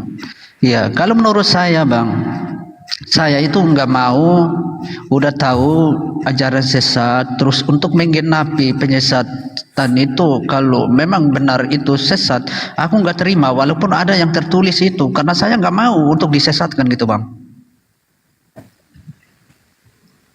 Gitu. Kalau Anda tidak mau, Bang, kalau Anda tidak mau, ya jangan berada di sana. Kan tadi sudah disebutkan oleh Yesus. Iya, memang gitu. Tapi kalau Anda tidak mau, jangan berada di sana, yang gitu. dimana di situ akan diusir oleh Yesus. Oke, Bang. Gini, sederhana sebenarnya memahaminya. Masih ada di sana, karena di sana kecuali Bible itu menurut Abang benar apa tidak benar? Kalau memang menurut Abang masih ada yang benar, berarti saya masih di sana, Bang. Ya, kita kaji ucapan Yesus. Nah, sekarang mari kita lihat, apakah yang Anda ikuti ajaran Yesus atau ajaran oknum lain yang mengajarkan tentang Yesus setelah Yesus terangkat? Nah, di sini kita akan temukan. Karena gini Bang, ada pengajaran Yesus sampai di Yohanes 17 nomor 8. Segala firman yang Bapa sampaikan kepadaku telah aku terima, dan aku sampaikan kepada mereka, dan mereka telah menerimanya, dan mereka semua percaya bahwa engkaulah yang mengutus aku. Berarti semua firman dari Bapa sudah diterima oleh Yesus dan sudah disampaikan kepada muridnya, kan gitu? Nah, sekarang ada pengajar baru di mana lebih banyak suratnya daripada pengajaran Yesus. Ada 14 surat. Ini harus dikaji ini. Ini dikaji, Bang. Tidak. Contoh. Tadi sebentar. Ini biar kita terbukti. Biar kita terbukti. Ya, ini biar kita terbukti pengajarannya. Tadi kan semua. Bahkan di Yohanes 17 tadi, yang nomor 8, semua firman sudah disampaikan, semua itu juga. Nah, di nomor 2 apa doa Yesus? Nomor 1, ya Bapa, permuliakanlah aku sebagaimana kemuliaan yang kumiliki. Yesus berdoa sebelum terangkat ke langit, dia minta dipermuliakan oleh Bapa, oleh Elohim. Kan gitu? Itu doa Yesus. Iya. Nah, sekarang setelah Yesus terangkat ke langit, ada yang menulis surat dan berani menarasikan kalau Yesus itu terkutuk. Nah, kira-kira yang Anda dengar itu doa ucapan Yesus atau doa oknum lain setelah Yesus? Saya nggak dengar kalau oknum lain, Bang. Aku dengar Yesus. Ini Paulus yang mengatakan. Iya. Paulus mengatakan. Ya, aku udah bilang kalau memang Paulus ajarannya sesat, aku nggak mau untuk dijadikan oknum penyesat, Bang. Kenapa? Anda korban, Bang. Anda korban. Oke. Pertanyaan saya, menurut Abang dalam Bible kami itu adakah yang benar atau semua salah? Itu pertanyaan saya, Bang. Ya kita kaji bang, inilah kita kaji ketika narasinya itu kebenaran. Kalau dikaji di situ ada kebenaran bang, separohnya lah, nggak semua dah gitu. Nah itulah aku bilang dari tadi. Kita pisahkan dulu mana ajaran Yesus, mana ajaran oknum lain setelah Yesus yang mengatasnamakan Yesus. Ini kita kaji. Contoh tadi ayatnya saya sebutkan. Yesus berdoa, permuliakan aku sebagaimana kemuliaan yang kumiliki. Dia setelah selesai tugasnya berdoa kepada Bapa agar dipermuliakan. Nah, setelah Yesus tidak ada terangkat ke langit, ada oknum lain menulis surat mengatakan Yesus itu terkutuk. Bukan lagi mulia, tapi terkutuk. Coba. Orang lain menjual nama Yesus mengatakan Yesus terkutuk. Yang kau dengar ucapan siapa? Berarti setelah Yesus udah gak ada, tapi kalau ada penyampaian dari luar ketidakberadaan Yesus, maka ajaran itu aku tidak percaya bang. Yang ku percaya, kenapa ajaran Yesus ini masih ada di Bible? Ini pertanyaan saya bang, simpel aja. Ya kalau tidak ada kita susah untuk membuktikan kebenaran. Iya, makanya ketika Al-Quran menyebutkan, makanya aku masih bertahan di situ bang. Ya coba ini kita dengar, ini gunakan akal sehat Anda ini biar kita tidak kemana-mana. Ketika Yesus berkata minta dipermuliakan setelah menyelesaikan tugasnya, bahkan di dalam nubuatannya nih, Yohanes 16 nomor 12, 13, 14, bahwa nanti setelah Yesus yang akan datang itu akan mempermuliakan aku. Ia akan memuliakan aku, kata Yesus. Nah, tadi doanya minta kemuliaan. Setelah Yesus pergi, ada nanti roh kebenaran, dia datang memuliakan Yesus. Tapi ada kitab Anda mencatat Yesus terkutuk, digantung di kayu salib. Tidak mengerti. Nah, itu yang ini kira-kira yang memuliakan Yesus itu aku percaya, tapi kalau dibilang mati terkutuk aku nggak percaya bang. Nah itulah aku bilang tadi, kenapa Paulus mengatakan Yesus demikian? ada dalam Bible kami juga bang. Ada, betul. Tapi kenapa Paulus berani mengatakan Yesus ini yang terkutuk? Dan itu yang kita pertanyakan dari tadi. Satu, Yesus minta kemuliaan. Tapi setelah Yesus, ada yang mengajarkan diimani oleh Kristen, Yesus terkutuk digantung di kayu salib. Tinggal bilang terkutuk terus, kok tidak mengerti? Ya ini biar Anda sadar bang, Anda diam aja nyimak dulu ya. Nah coba, ini kira-kira nih berlawanan atau selaras dengan ajaran Yesus? Dengan beraninya dia mengatakan. Nah itulah pembuktiannya. Makanya kitab Anda benar menceritakan memang penyesat itu ada. Kitab Anda, mereka itu berasal dari antara kita, tapi mereka tidak sungguh-sungguh termasuk pada kita. Itu kitab Anda sendiri yang menjelaskan. Ketika itu dicatat, kalau ucapan Yesus diserupakan, itu yang Bang Thomas, nanti gantian ya. Ini kita banyak narasumber. Biar kita mengedukasi teman-teman. Ya, tadi Bang Sandi sudah mengatakan. Izin Bang Thomas nanti sama Bang Ardi ya. Bang Thomas nanti sama Bang Ardi. Ya, jangan kemana-mana, diam dulu Bang Thomas. Diam. Sekarang Ustadz Alif sama Bang Sandi. Bang Thomas kalau nggak bisa diskusi saya makan nih. Woi. Lanjut. Oke, kita kembali lagi ya yang tadi ya. Gini loh Bang, coba. Ketika kita membahas diam kau. Ketika kita membahas nubuatan Yesus, itu harus ada pembuktian, penggenapannya itu harus ada. Dan itu harus paten biar tidak diragukan pembuktiannya. Makanya saya sedang Bang, sebentar, jangan diputus dulu biar Anda tidak salah paham. Jangan diputus dulu ya, biar tidak salah paham. Nah, tadi kita sudah pilah nih. Satu, ini tentang ajaran Yesus sebelum terangkat ke langit yang sudah dicatat oleh kitab Anda yang disebut sebagai Injil kanonik, 4 penulis Matius, Markus, Lukas, Yohanes. Nanti ada juga penulis surat. Mari kita uji, karena penulis 14 surat ini itu adanya setelah Yesus tidak ada. Nah, kita uji tadi kalimatnya. Ketika Paulus mengatakan Kristus telah menebus kita dari kutuk hukum Taurat dengan jalan menjadi kutuk karena kita. Sebab ada tertulis terkutuklah orang yang digantung pada kayu salib. Itu semua merujuk kepada Yesus. Saya tanya, Anda setuju nggak kalau Yesus itu terkutuk? Aku nggak setuju itu, Bang. Nah, inilah berarti kalau gitu berlawanan dengan ajaran Yesus.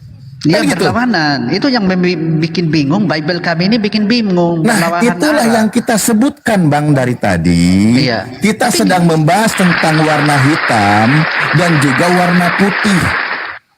Keduanya itu harus ditampilkan biar jelas perbedaannya. Kita sedang Ya, mencari pembuktian. oke. Ini loh ucapan Yesus, ini loh ajaran Yesus. Nah, ketika nanti ada satu kitab yang diyakini sebagai kitab sucinya orang Kristen, kita lihat ada pengajaran oknum lain, tapi diimani juga. Oh, kita lihat pembuktiannya. kalau aku nggak mau Ternyata mengimani, ini gitu. berlawanan. Ya, Ya, kan yang ya sudah. bingungnya Oke. itu. Tapi dalam Sekarang- Bible ini, oke, Bible ini Sekarang. oke, siap. Sekarang begini, kalau gimana? Silakan. Bible ini kan nggak bisa kita mau lenyapkan, nggak bisa, karena dalam Bible ini separuhnya ada yang benar perkataan Yesus dan separuh ada ajaran sesat. Jadi gimana ini caranya? Kok di tengah-tengahnya ini berlawanan arah gitu? Ini caranya seperti apa? Kecuali ada orang yang bisa menghilangkan, ambil benarnya saja, aku percayalah gitu. Kalau nggak ada Oke, yang bisa, baik. saya masih di situ. Sandi, baik, Sandi baik. itu ehonya kecilin dikit dong. Ehonya nggak enak ke hidungnya, ke telinganya. Baik. Gini Bang Sandi ya, saya izin menyampaikan dulu dari perspektif Islam ya. Izin menyampaikan dulu. Bismillahirrahmanirrahim. Wa anzalna ilaikal kitaba bil haqqi musaddiqan lima baina yadayhi minal kitabi wa muhaiminan alaihi fahkum bainahum bima anzalallah wala tattabi ahwaahum. Al-ayah sadaqallahul adzim. Jadi, ketika Islam datang, bagaimana menyikapi kitab-kitab terdahulu? Ada yang mengaku menulis sebagai pemegang kitab Torah, mengaku sebagai kitab Injil. Ketika Islam datang, Al-Qur'anlah barometer menilai kebenaran kitab terdahulu. Ini kami Muslim ya. Saya menyampaikan dari perspektif Muslim dulu. Ini kami. Nah, bagaimana sebagai barometer menilainya? Ketika ajaran itu tidak berlawanan dengan Al-Qur'an, kami bisa terima itu fakta kebenaran. Contoh, ketika di dalam Al-Quran menyebutkan tidaklah seorang Rasul pun yang Allah utus kepada umatnya kecuali Rasul itu menerima wahyu menyampaikan tentang Tuhan itu Esa. Surah Al-Anbiya ayat 25. Kita lihat apakah Yesus mengajarkan Tuhan itu Esa. Kita buka semua ayatnya, ternyata benar pernyataan Yesus Tuhan itu Esa. Begitu juga Nabi Musa dan Nabi yang lain. Nah itu jadi barometer bisa kami terima kebenaran kan gitu. Nah lalu kita lihat lagi nih yang tadi kita sampaikan, yang tadi kita bahas. Bagaimana ketika Anda sekarang kebingungan? Atau istilahnya ini separohnya tidak beran. Ini separohnya penyesatan. Ya, contoh yang tadi saya sampaikan. Ketika Yesus berkata, nanti pengajar baru itu, roh kebenaran itu akan mengajarkan memuliakan Yesus. Maka siapa setelah Yesus pergi yang akan memuliakan Yesus itu siapa? Itu harus dicari tahu. Ternyata kalau kita bandingkan dengan Paulus, mohon maaf, Paulus mengajarkan Yesus terkutuk, tapi Islam datang mengajarkan nggak dia percaya mulia. gitu. Itu Cuma satu. pertanyaan saya, kok separuhnya benar, kok separuhnya sesat? Ini berlawanan gitu. Jadi maunya saya itu yang benar, ya benar lah gitu. Nggak usah separuh-separuh gitu. Ya, Itu ini kitab yang ku cari. Anda. Itu Iya. kitab Anda. Itu pertama, itu kitab Anda. Kedua saya bilang tadi, kalau kita sedang menampilkan sebuah contoh antara positif negatif, itu harus ada bersampingan biar jelas. Hitam putih itu harus terpampang dengan jelas, biar jelas. Biar tidak ambigu. Biar jelas loh. Ketika Yesus mengatakan dia melakukan pengusiran, maka harus jelas siapa targetnya, ciri-cirinya seperti apa. Itu harus jelas pembuktiannya. Bang Sandi, Kalau tidak Bang Sandi. jelas, ambigu, nanti bingung. Oke. Iya Bang Sandi, kalau bilang paro-paroan, Tuhan kalian aja paro-paroan, separuh Tuhan, separuh manusia. Oh tidak, kalau menurut saya manusia ya manusia Bang. Ya, Satu lagi, manusia. satu lagi yang ingin saya sampaikan ketika Anda masih memahami sisa kebenaran. Contoh, Yesus di Matius 21:43 dia berkata, itu kan pengajaran di akhir-akhir Yesus, bahwa aku berkata kepada kalian atau kepadamu, sesungguhnya kerajaan Tuhan akan dicabut daripadamu dan akan diberikan kepada bangsa lain yang akan menjalankan perintah Tuhan. Nah, kerajaan Elohim, kerajaan Tuhan, hak istimewa sebagai umat dicabut dari bangsa Yahudi, diberikan kepada bangsa lain, di mana bangsa itu akan menjalankan perintah Tuhan, akan menegakkan hukum Tuhan. Nah, coba kalau Anda mau mendengarkan ucapan Yesus itu, bangsa mana yang menjadi hak istimewa, umat istimewa, dan menjalankan perintah Tuhan? Itu nubuatan-nubuatan Yesus. Harus kalian cari. Kayak gitu loh Bang. Kalau mau belajar tuh seperti itu. Hak istimewa sebagai umat Tuhan akan dicabut dari kalian bangsa Yahudi dan akan diberikan kepada bangsa lain, di mana bangsa itu menjalankan perintah Tuhan. Siapa bangsa itu yang akan menjalankan perintah Tuhan? Kan gitu. Anda harus mikir di sana. Nubuatan-nubuatan Yesus, satu tentang penyesat, kedua tentang kebenaran, tentang hak istimewa, tentang penerus ajaran Yesus. Itu harus Anda cari. Iya, Begitu caranya, Bang. Kalau menurut saya dalam isi Bibelku cuman aku ikut perkataan Yesus saja yang tertulis dalam Bible. Kalau separohnya itu aku bilang sesat aja nggak aku pakai gitu Bang. Itu aja. Iya. Ya itulah makanya saya bilang tadi, ketika banyak sekali kalimat nubuatan Yesus, satu tentang penyesat, Anda harus cari buktinya. Siapa penyesat itu? Kedua, estafet meneruskan ajaran Yesus, Anda juga harus cari tahu pembuktiannya. Kalau Anda mau berpikir, kalau Anda mau mendengarkan ucapan Yesus. Karena Yesus berkata begini, masih banyak yang harus kukatakan kepadamu, tapi kalian belum sanggup untuk menanggungnya. Masih banyak tuh ajaran lain. Ajaran selain daripada yang sudah diajarkan oleh Yesus, sebenarnya masih banyak ajaran itu. Tapi untuk murid-murid Yesus pada masa itu, mereka belum sanggup menanggung ajaran itu. Makanya kata Yesus, tetapi apabila Ia datang, yaitu roh kebenaran, Ia akan memimpin kamu ke dalam seluruh kebenaran. Sebab Ia tidak akan berkata-kata dari dirinya sendiri, tetapi segala sesuatu yang didengarnya itulah yang akan dikatakannya. Dan Ia akan memberitakan kepadamu hal-hal yang akan datang. Ia akan memuliakan aku.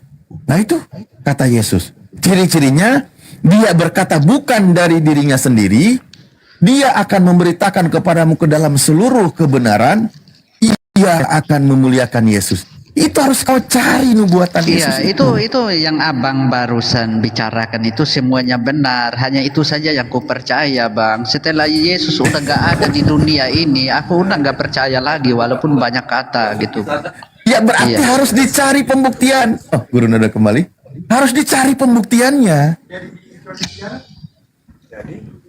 Itu kata Yesus itu kan harus dicari pembuktian kebenaran itu. Tadi ada 2 poin loh yang saya sampaikan tentang pembuktian kebenaran. Pembuktian penyesatan itu sudah banyak, Anda pun sudah percaya. Ternyata Anda, Guru Da, Bang Sandi ini tidak percaya terhadap surat-suratnya Paulus karena memang berlawanan dengan ajaran Yesus gitu. Sekarang nubuatan kebenarannya yang perlu Anda cari. Kalau Anda percaya terhadap ucapan atau ajaran Yesus, begitu. Guru kami sudah kembali, Bang Sandi. Assalamualaikum warahmatullahi wabarakatuh. Bang Santang, Bandar. Waalaikumsalam warahmatullahi wabarakatuh. Itulah menurut saya bang, karena separohnya itu nggak bisa dihilangkan dalam Bible saya, maka saya pun masih di situ bang. Ya, karena dalam separohnya itu ada kebenaran, ada perkataan Yesus, bukan perkataan Paulus. Kalau Paulus ini boleh kita katakan sesat karena Yesus sudah tidak ada, makanya Paulus ada. Kalau dilihat secara logisnya, dari mana Paulus ngarang ini? Itu kan udah, bagi saya tidak percaya seperti itu. Yang ku percaya perkataan Yesus saja gitu. Ya, kalau memang perkataan Yesus nggak ada dalam Bibelku, memang aku nggak di situ. Tapi karena masih ada, maka aku juga masih di situ, gitu Bang. Oke, saya masuk boleh? Boleh. Ya, Al-Quran mengatakan begini. Gurunda masuk. Bismillahirrahmanirrahim. Ya ahlal kitab, lima talbisunal haqqa bil batil wa taktumul haqqa wa antum ta'lamun. Wahai ahli kitab, mengapa engkau mencampur adukkan antara hak dan yang batil, antara kebenaran dan kesesatan kau campur adukkan. Jadi kalau Anda mengatakan, oh saya masih jadi Kristen karena di dalam kitab saya ada ucapan-ucapan Yesus. Oke, sekarang pertanyaannya, ada tidak Yesus memberikan legitimasi terhadap kitab saudara? Itu dulu. Yesus berkata nih di dalam kitab saudara. Kenapa demikian? Yesus berkata di dalam kitab saudara, karena pengarang kitab saudara mengumpulkan cerita-cerita yang terjadi, peristiwa-peristiwa yang ada, yang terjadi di antara Yesus dengan muridnya, Yesus dengan orang-orang yang ada pada zamannya, dan ucapan Yesus terkait dengan apa yang difirmankan Tuhannya kepadanya. Jadi sekarang ini ketika Anda percaya kepada kitab saudara, itu sama halnya Anda sedang percaya kepada surat kabar. Sebenar apapun surat kabar itu, sepalit apapun berita yang ada di dalamnya, surat kabar tidak bisa duduk selevel dengan firman Tuhan. Sedangkan Yesus adalah penyampai firman Tuhan. Berarti kedudukan catatan yang ada di dalam kitab saudara tidak ada validasi dari Yesus. Memang ada kebenaran sebagaimana surat kabar memberitakan film Doti tayang kemarin tembus jumlah penonton 15.000 lebih di kota Makassar. Memang betul kebenaran itu, tapi seakurat apapun pemberitaannya tidak sampai kepada level firman Tuhan. Nah, mana firman Tuhan yang Yesus terima dari Tuhannya? Mana? Oh, Bible. Oh, enggak mungkin. Yesus tidak mengenal Bible. Coba Anda lihat tuh catatan penulis Yohanes. Segala firman yang engkau berikan kepadaku telah aku sampaikan kepada mereka. Berarti ada firman Tuhan utuh yang Yesus sampaikan kepada muridnya. Mana firman utuh itu yang tidak bercampur dengan ucapan-ucapan manusia biasa? Ada? Nggak ada. Oleh karena sudah tidak ada, maka Bible tidak layak dijadikan sebagai panduan keberagamaan untuk mimpi sampai ke surga.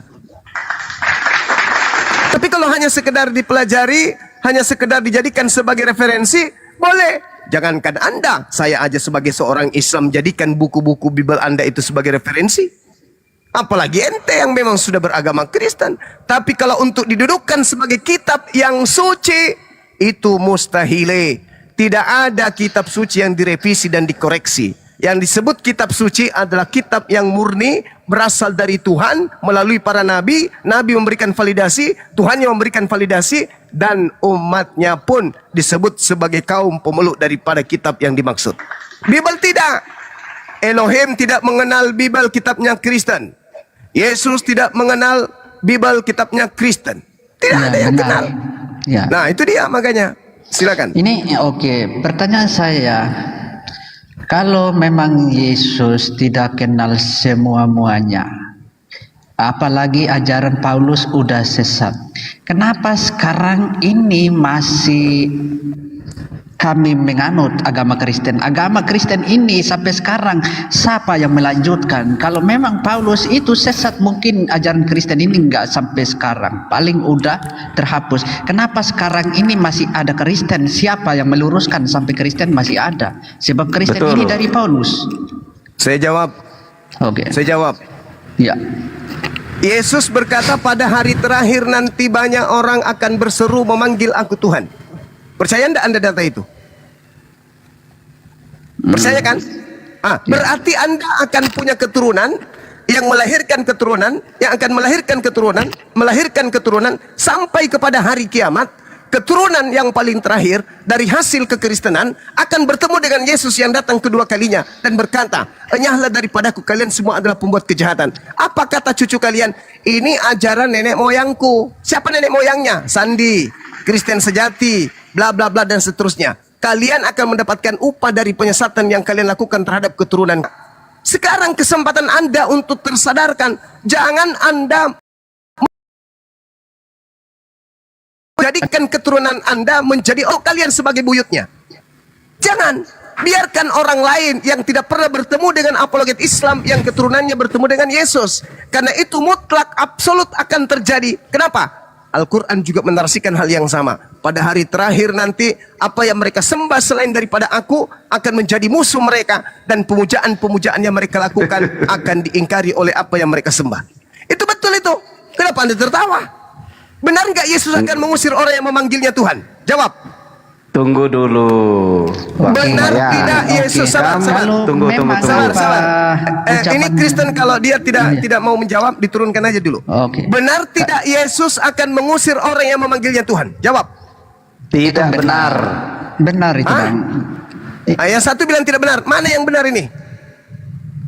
Lah, begini Bang ya. Ayat itu ditujukan untuk siapa dulu? Jangan-jangan Bang Suma menafsir secara liar. Saya tidak menafsir, saya bertanya. Benar tidak Yesus akan mengusir orang yang memanggilnya Tuhan? Dengar Pak ya, Bang Suma itu jangan menafsir ayat Alkitab secara liar. Saya ulang lagi, saya tidak menafsir, saya bertanya. Fakta yang sebenarnya. Loh, jangan begitu Bang Suma. Kalau berdebat, pendeta, turun. Saya tidak sedang menafsir, saya bertanya.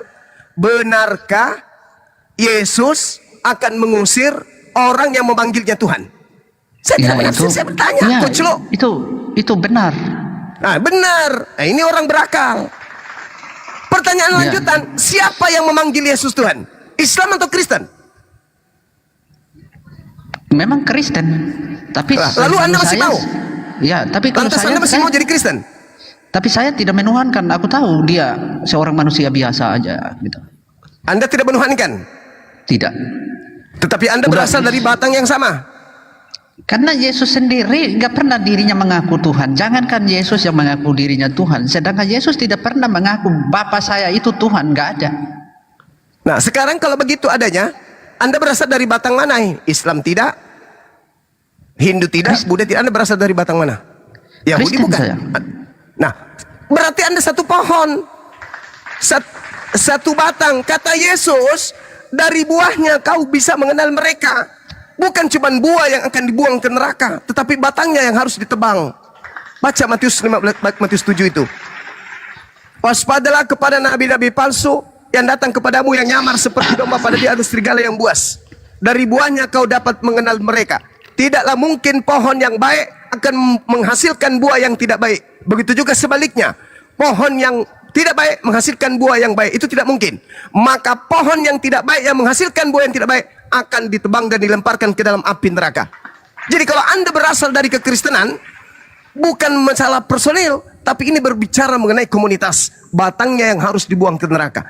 Toh memang Yesus tidak pernah mengatakan kalau dia diutus kepada non-Yahudi kok. Dan lagi-lagi Anda adalah orang non-Yahudi. Oke. Aku lebih memilih. Oke. Aku lebih memilih tidak punya agama daripada punya agama. Kalau memang gitu. Tidak bisa gitu. Aku lebih. Ya. Tidak bisa karena kayak kalau begitu. aku. Yesusnya berkata di dalam Matius 5 nomor 20. Jika hidup keberagamaanmu tidak lebih baik dari ahli Taurat, kamu tidak akan masuk ke dalam surga. Berarti wajib hukumnya kita yang di luar Bani Israel memiliki panduan kehidupan keyakinan yang lebih baik dari ahli Torah supaya bisa masuk surga. Kalau Anda tidak punya agama, Anda tidak bisa masuk surga. Karena syarat masuk surga menurut Yesus, wajib hukumnya punya agama, akan tetapi agamanya kudu lebih baik daripada ahli Taurat. Itu pengakuan dia. Kalau Anda tidak punya agama, bagaimana masuk surga? Agama aja kagak. Yesus juga tidak pernah mengajarkan tentang agama. Kata siapa? Kata siapa? Menurut saya. Agama itu bahasa Sangsekerta, Bung. Yesus tidak menggunakan bahasa Sangsekerta, tapi Yesus membahas tentang hidup kekal. Agama itu hidup kekal, damai sejahtera itu hidup kekal. Coba Anda lihat dalam Matius 19 nomor 16. Apa kata murid-murid di situ? Hei guru, ya paman, apa caranya supaya aku bisa masuk ke dalam surga, supaya aku bisa memperoleh hidup kekal? Apa kata Yesus? Lakukan segala perintah Elohim. Itu agama.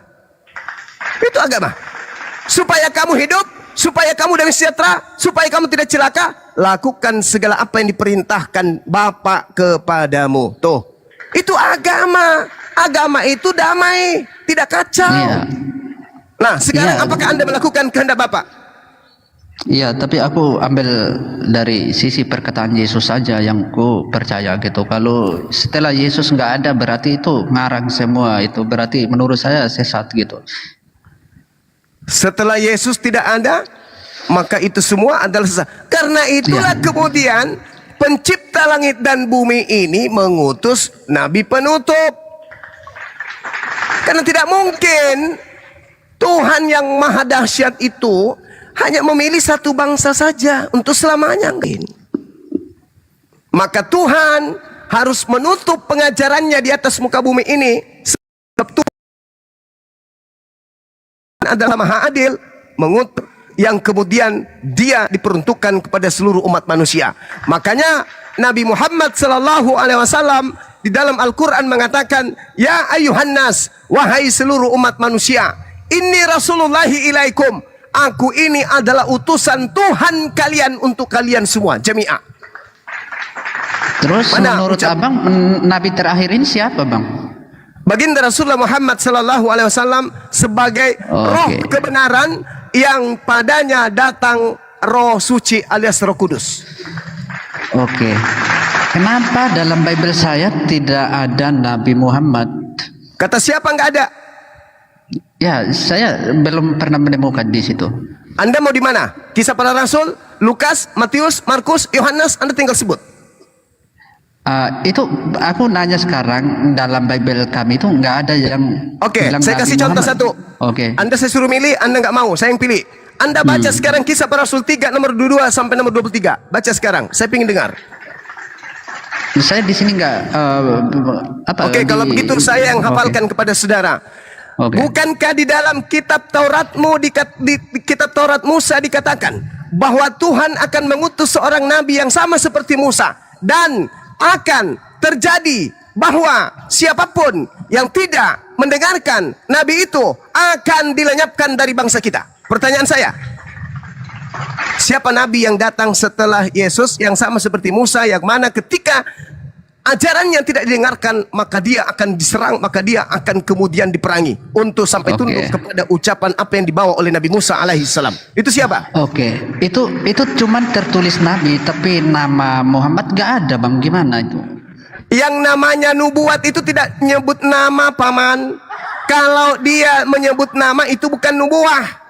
Dan kalaupun ada Nabi Muhammad di situ, berapa kelaminnya pendeta bisa mempertahankan Nabi Muhammad tidak dihapuskan namanya di sana? Gereja mana yang tidak akan melenyapkan nama nabiku? Kristen kucluk mana yang akan mempertahankan nama nabiku di situ? Tidak akan mungkin, mustahile. Maka jangan Anda mimpi. Hanya kata Allah, wa makaru wa makarallah. Sekuat apapun orang-orang kafir melenyapkan kebatilan, kebenaran, melenyapkan kebenaran dengan membungkusnya dengan kebatilan, aku tetap jauh lebih hebat membalas kejahatan mereka. Itulah yang terjadi. Sehebat apapun kalian mengoreksi daripada Bible, tetap saja nuansa kedatangan baginda Rasulullah Muhammad SAW harum baunya di dalam Bible. Anda tidak mau percaya? Silakan Anda buktikan. Siapa nabi yang datang setelah Yesus yang apabila ajarannya tidak ditegakkan kemudian maka dia dengan pasukannya akan meratakan sependuduk sekota. Ayo. Oke, tapi di situ kan banyak nabi-nabi gitu. Ya, siapa tapi nabinya? Siapa nabinya? Kepengen tahu saya. Siapa nabinya? Nabi itu namanya gitu. Kalau siapa menurut nama, kalau menurut nama, kalau Nabi Muhammad ada dalam Bible, aku percaya lah gitu. Kalau bilang nabi, bagaimana nabi mungkin? Bagaimana mungkin nama Nabi Muhammad akan muncul di dalam Bible? Gak mungkin. Toh Bible itu bukan firman Tuhan. Subhanallah. Tidak mungkin. Itulah makanya saya katakan wa makaru wa makarallah wallahu khairul makirin. Sekuat apapun orang-orang Yahudi Nasara menyembunyikan kebenaran, membuat tipu muslihat, membuat makar, aku akan membalas tipu kejahatan mereka. Sebab aku adalah sebaik-baiknya pembalas kejahatan. Itu kata Quran. Nah sekarang, oke, itu bukan Nabi Muhammad. Mari kita berdamai. Tunjukkan sosok Nabi yang begitu mendengarkan ucapan dari langit, perangi, tegakkan hukum-hukumku, katakan ini haram, katakan ini halal, katakan ini makruh, katakan ini sunnah kepada seluruhnya.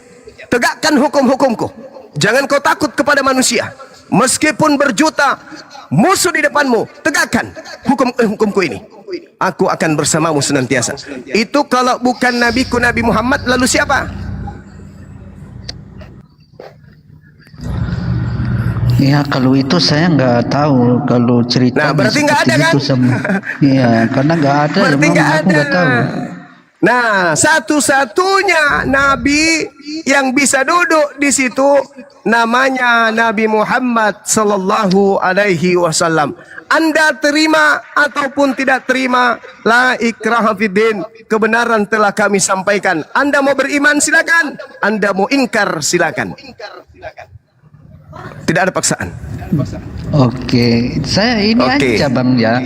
Saya tidak mau ingkari, cuma saya ini kan percaya sesuai yang tertulis gitu. Walaupun Nabi harus ada namanya gitu. Kok bisa Nabi Abraham, Nabi Musa kok ada nama? Kok terus Nabi Muhammad ini kok nggak ada nama? Itu nama aja saudara, gitu. Kalau itu yang Anda maksudkan, nama Nabi Muhammad itu ada di Al-Quran. Wa ma Muhammadun Rasul. Nabi Musa tertulis di Torah, ya wajar. Yesus tertulis di Bible, di kitab Anda, ya wajar. Itu kitab kalian dan memang penulisnya menginginkan tokohnya adalah Yesus. Kan begitu. Yang dikatakan nubuatan, Bung, Nabi yang sama seperti Musa itu cari, buka akal kita, cakrawala berpikir kita itu dibuka. Nabi yang sama seperti Nabi Musa diperintahkan untuk melumpuhkan musuh, mengepung musuh. Itu siapa? Yesus, bukannya dia mengepung, malah dia yang dikepung, malah katanya dia dibunuh. Berarti nggak cocok. Lalu siapa yang cocok di situ? Oke, perkataan abang semua benar gitu. Ya, saya nggak bisa ku ingkari karena sesuai apa yang abang sampaikan benar. Ya udah, boleh nggak saya tepuk tangan? Ya, boleh nggak tepuk tangan saya? Boleh nggak tepuk tangan? Boleh nggak? Ini saya lagi pegang HP ini gimana? Enggak, sayanya boleh nggak tepuk tangan? Boleh Bang. Ya udah, gitu aja kok pelit. Ya, Betul lah Bang. Oke Bang Zuma. Siap 86. Oke, aku salam kenal lah. Ya. Aku dari Kalimantan. Saudara, siap. Oke Bang Zuma, aku siap. Ya agamanya Bang apa aja. Bang? Kristen kan? KTP Kristen, mama saya Muslim, bapak saya Nasrani. Iya, lanjut. Saya mau nanya satu. Siap. 2. Pertanyaan saya adalah penasaran banget itu Musa itu kan berbahasa Yahudi atau Ibrani. Atau Ram, ya kan? Itu sesuatu yang nggak terbantah lah. Betul. Dan dia berbahasa seperti itu membawa orang Yahudi dari Mesir ke tanah perjanjian yang dibilang itu sekarang Israel lah. Tetapi ketika mama saya bertanya ke mama saya, mungkin Mbak Suma bisa jawab, kenapa di Quran Musa bilang Tuhan itu Allah? Iya. Itu aja sih pertanyaan saya. Mohon dijawab dengan sampai saya puas gitu loh. Itu Iya. aja sih. Begini saudara, kalau di dalam pengajaran Islam Iya. dijelaskan begini. Bismillahirrahmanirrahim. Wa ma arsalna mir rasulin illa bilisani qaumi liyubayyina lahum wa yudillullah man yasha wa yahdi man yasha wa huwal azizul hakim. Aku tidak mengutus seorang utusan pun melainkan dengan bahasa kaum di mana utusan saya itu aku utus agar dia dapat memberi penjelasan kepada kaumnya. Itu kata Allah. Jadi Nabi Musa diutus kepada kaumnya menggunakan bahasa kaumnya. Nabi Isa dengan kaumnya. Nabi Ibrahim kepada kaumnya. Nabi Muhammad kepada kaumnya. Lalu kenapa tidak menggunakan nama Allah? Kata siapa tidak menggunakan nama Allah? Kata saudara kita Kristen. Berbicara tentang hal apa? Tentang Nabi Musa. Nabi Musa diberi kitab apa? Diberi kitab Torah. Mana kitab Torahnya yang sekarang? Tunjukkan kitab Taurat asli yang Musa terima di Gunung Sinai yang di dalamnya tidak ada tulis kata Allah. Ada? Ada Tauratnya Nabi Musa hari ini? Gak ada. Berarti bukan karena hanya terjemahan yang muncul di tengah-tengah Kristen lantas mengatakan Tuhannya beda. Dan itu yang satu. Yang kedua, ketika Tuhan datang menyatakan diri kepada para nabi, Tuhan menyatakan dirinya Tuhan, menyatakan dirinya sebagai Hashem, menyatakan dirinya sebagai Elohim, menyatakan diri dengan sebutan gelar-gelar El Elroy, El Shaddai, Sal Salim dan seterusnya. Tuhan datang menyatakan diri kepada para nabi dengan menyatakan sifat atau gelar-gelarnya, tidak menyebutkan kemudian nama pribadinya. Makanya dikatakan, aku telah menampakkan diri kepada Abraham, Ishak dan Yakub, tapi tentang namaku aku tidak menyatakan kepada mereka. Loh, tuh. Itu kata Tuhan. Artinya ketika Tuhan kemudian datang kepada Nabi Muhammad, Allah menjelaskan siapa dirinya. Innani anallah la ilaha illa ana. Aku ini Allah, tidak ada Tuhan selain daripada aku.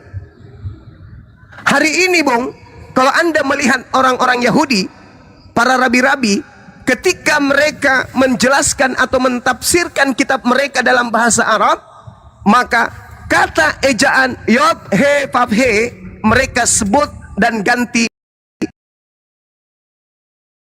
dengan kata Allah. Yes. Sedangkan kita kehilangan jejak. Nabi Musa menerima Torah di Bukit Sinai, tapi Nabi Musa tidak kemudian tidak ada penerus pemegang daripada Torah asli. Tidak ada. Apakah di situ tertulis Allah, ataukah tertulis Eloah, atau tertulis El? Kita tak ada data. Tapi yang pasti, ketika Nabi Musa datang padanya pemberitaan tentang pencipta langit dan bumi, Allah Subhanahu wa taala kemudian menjelaskan kepada Nabi Muhammad sallallahu alaihi wasallam, wahai nabiku, dulu aku pernah menyatakan diri kepada Nabi Musa dengan berkata, ya Musa, saya ini adalah Tuhanmu dan aku adalah Allah. Innani anallah la ilaha illa ana. Sekarang begini, taruhlah kemudian orang-orang Yahudi zaman Nabi Musa tidak menyembah kepada tidak menyembah kepada hakikat yang sama. Yang sama sama siapa? Oh ya, hati-hati di jalan. Di kantong celananya Abah atau di tasnya Abah. Ini sini. Nah, sorry, maaf. Tidak menyembah kepada Allah. Tapi Bung, ketika orang Yahudi tidak bisa menunjukkan wujud Tuhan, dan orang Yahudi hanya mengatakan, kami menyembah kepada yang maha kuat, kami menyembah kepada yang maha dahsyat, yang maha perkasa, kami menyembah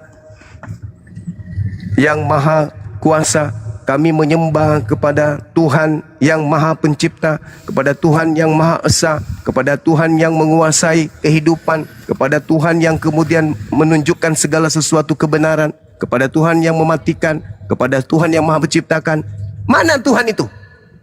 Tunjukkan wujudnya. Mereka tak mampu menunjukkan wujud Tuhan itu.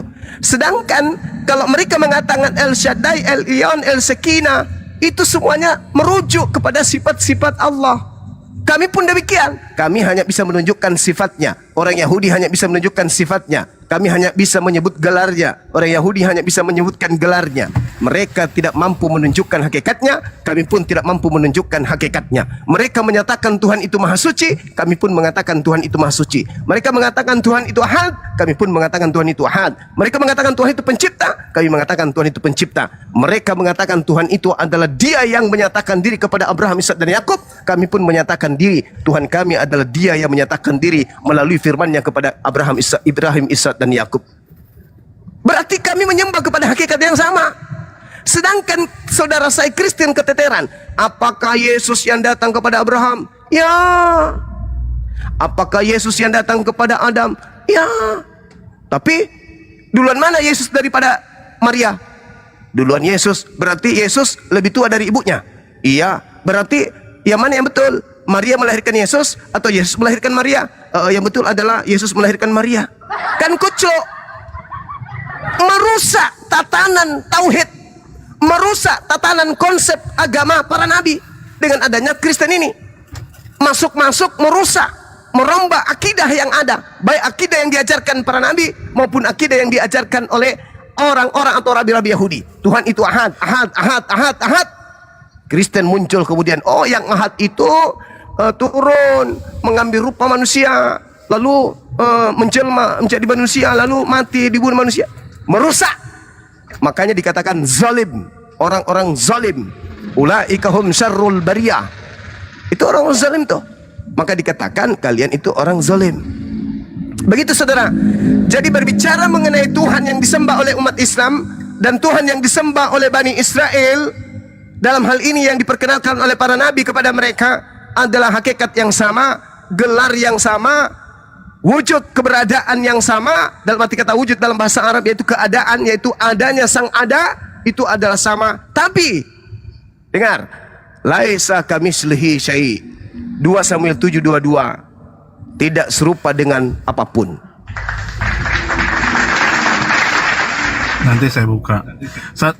Oke, saya tanggapin ya. Satu, berarti di zamannya Musa ada kehilangan jejak dari Bang Zuma.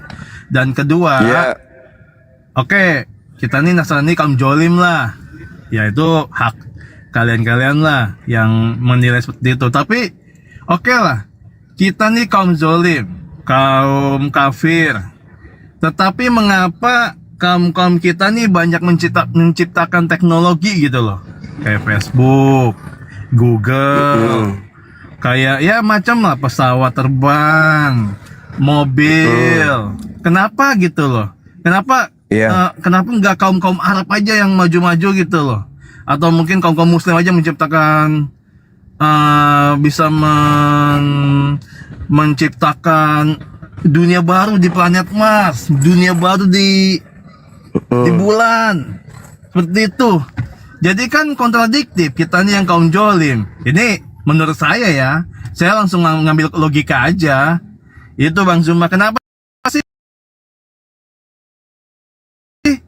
Allah tidak langsung hajar? Oke. Gitu. Ini mau tanya aja.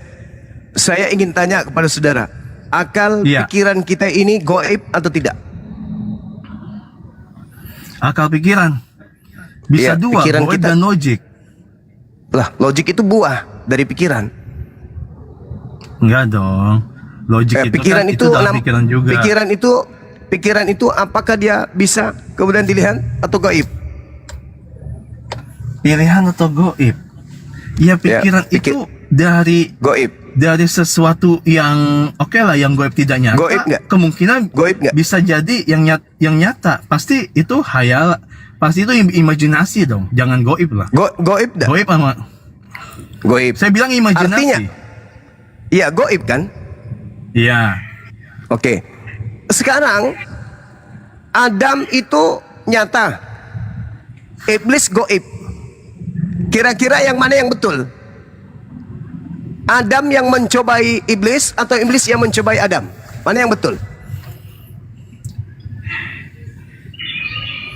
Iblis mencoba Adam. Berarti yang gaib itu kedudukannya lebih cerdas daripada yang fana, betul? Yang nyata, yang lahir secara biologis, betul? Aku ikut pola pikirnya Bang Juma ya. Berarti kita setuju bahwa iblis lebih cerdas daripada manusia, betul? Secara hakikat saya dan pribadi, iblis itu titik komanya Alkitab aja tahu. Itu pintar. Anda pintar, saudara. Berarti kenapa Anda kemudian bisa mengatakan kalau Kristen itu salah? Kenapa kemudian dia bisa bla bla bla bla bla dan seterusnya? Kan itu poinnya. Iya, kenapa? Ingat kawan, kenapa? dengarkan saya baik-baik. Kira-kira nih, orang jatuh kepada kecintaan kepada dunia secara berlebihan itu karena pengaruh materi atau bukan?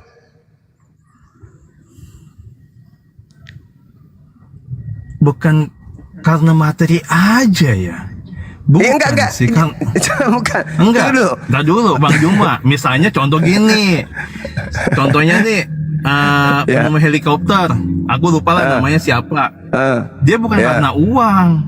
Dia karena ingin mewujudkan bukan begitu. Bukan kasus per kasus. Iya. Yang saya katakan aku sekarang ikutin ini. Logika Bang Juma deh. Iya, yang sekarang ini saya ambil data nih, saya ambil data di dalam kitab saudara. Ketika iblis datang kepada Yesus, apa kata iblisnya? Segala kuasa dan kemegahan dunia akan kuberikan kepadamu. Itu janji siapa, Bang? Janji iblis kepada Yesus. Janji iblis. Dan aku berhak memberikan kepada siapapun yang aku kehendaki. Betul? Iya, betul. Oke. Sekarang kemegahan di atas muka bumi ini dicapai dan diraih kemudian oleh Kristen-Kristen, betul? Enggak semuanya juga sih, ada yang juga dablek juga Bang, enggak semuanya juga. Banyak sekarang juga Bang, sekarang cuman kebanyakan yang namanya Kristen, sekarang ditolak. apalagi aduh Bang, aku dulu nih. Coba kebanyakan yang namanya Kristen, apalagi namanya Kristian kayak saya, biasanya sukses. Iya, sukses, betul. Karena iblis menjanjikan segala kemegahan di atas muka bumi, betul? Iya. Sehingga dengan adanya pencapaian terhadap apa yang dia temukan dan yang dia dapatkan dan dia raih dalam hidupnya, semakin cinta akan dunia, betul? Kebanyakan lah. Ya, siapa yang kemudian pernah diajarkan oleh siapa yang mengatakan lebih mudah onta masuk ke dalam lubang jarum daripada orang kaya masuk ke dalam surga? Siapa yang pernah diajarkan begitu dan kepada Yesus? Siapa orang kaya yang Anda maksud tadi? Yang orang hebat? Orang kaya itu kalau aku baca Alkitab menurut saya itu masalah generasi.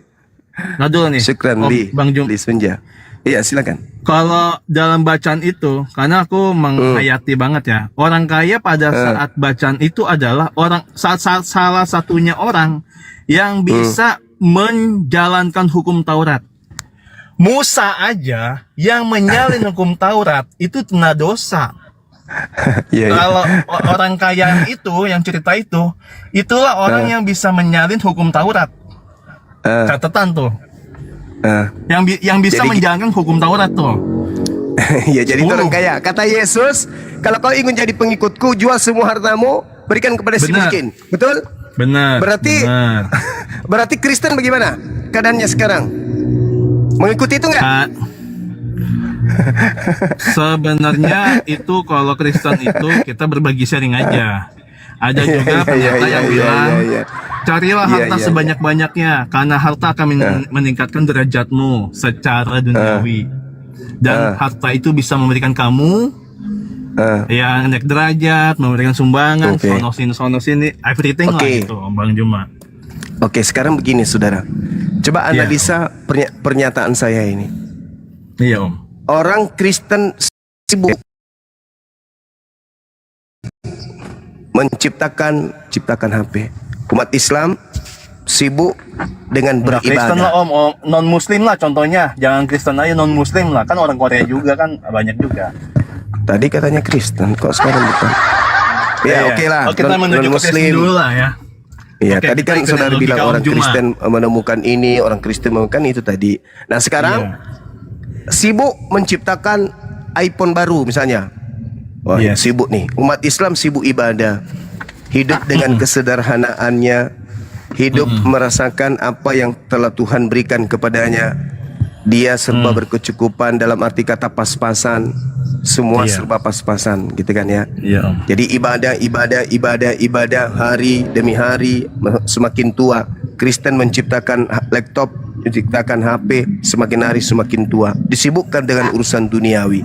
Begitu selesai kemudian menciptakan atau membuat atau memproduksi iPhone baru, umat Islam yang tadinya hidupnya dengan ibadah, begitu selesai Kristen membuat HP, orang Islam tinggal buka dompet, ini harganya berapa bro? 3 juta, nih bayar, makasih ya, barangnya diambil, umat Islam pakai. Istimewa bukan Islam itu? Dunia dapat, akhirat dapat. Yang tadi buat HP sudah mulai batuk-batuk. Diambillah duitnya 3 juta itu, pakai berobat, kena TBC, pulang dari rumah sakit, lututnya keselot, kejeduk pintu, masuk lagi rumah sakit, operasi. Habis juga ibadah tak ada, duit yang tadi sifatnya fana, habis ludas. Datanglah waktu di mana dia harus kembali ke Tuhan. Innalillahi wa inna ilaihi rajiun. Umat Islam juga kembali dengan cahaya, yang tadi pulang dengan kosong lompong. Itu keunggulan umat Islam, makanya Islam itu selalu unggul. Coba di dunia ini alat tercanggih yang tidak dimiliki umat Islam yang dimiliki oleh Kristen itu apa? Apa bang? Apa ya? Apa? Apa tuh? Saya nggak tahu. Apa yang kalian punya bahkan lebih duluan kami punya. Kalian yang bikin tapi yang menikmati lebih dulu kami. Benar nggak? Cobalah. Minyak. Apa? Minyak. Apa bang? Minyak. Iya minyak kami duluan. Kami yang menemukan, kemudian Anda yang memproduksi, Anda yang mengolah, Anda yang ini, tapi yang nikmati kami. Betul nggak? Gimana ya jawabnya ya?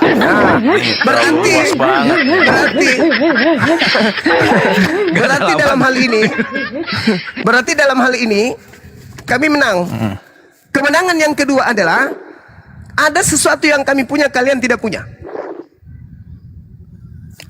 Apa itu bang? Nggak tahu. Apa menurut Bang Juma apa? Pengen tahu aja sih. Dalam hal keyakinan kami tidur bersama dengan akal kami. Kami saling berdekapan dengan akal kami dalam beragama. Sedangkan kalian dalam beragama, kalian harus bermusuhan dengan akal kalian. Itu yang menyiksa kalian. Contohnya itu kayak yang apa menyiksa nih? kalian. Pengen tahu nih logika Bang Juma kayak apa nih? Pengen tahu aja nih. Contoh. Benarkah Tuhan itu maha kuasa? Iya. Benarkah orang Kristen menuhankan sosok manusia yang pernah kemudian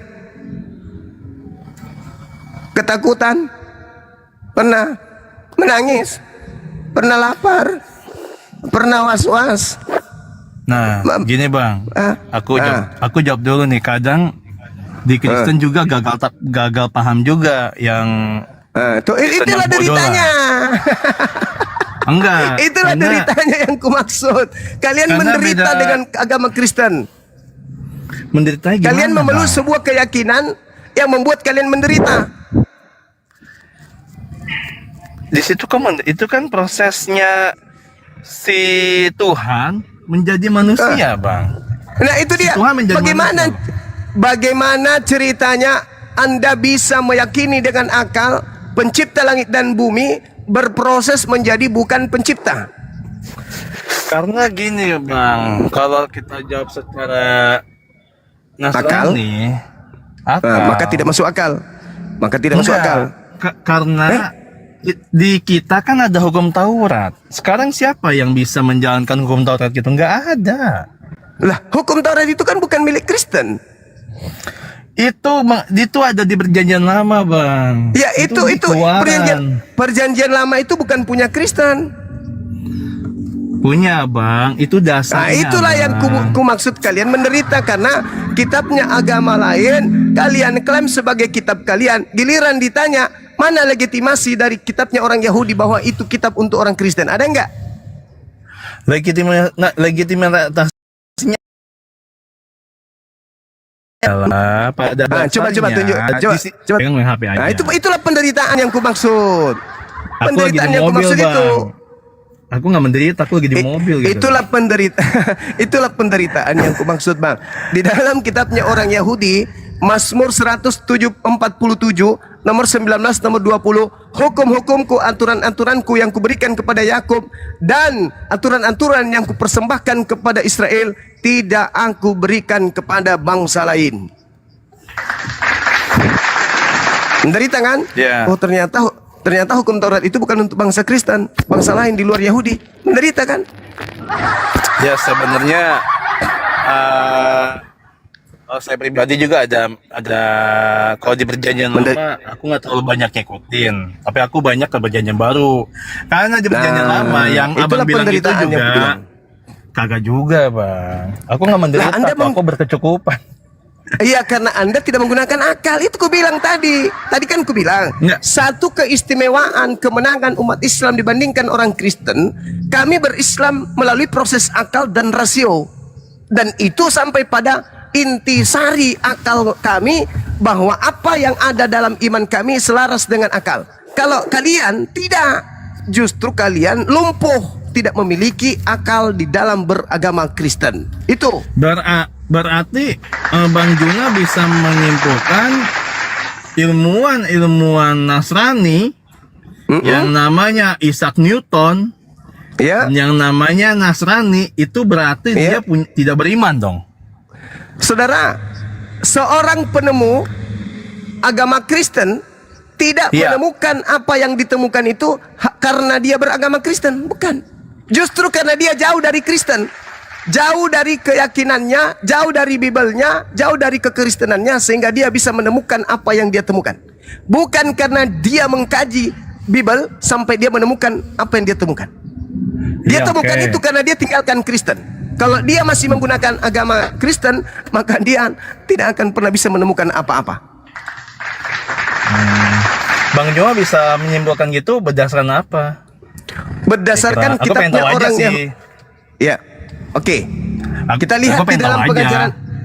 Ya, nggak apa-apa. Kita belajar. Kita kaji dengan ajaran yang pernah kita kaji bersama dengan orang-orang yang mau belajar.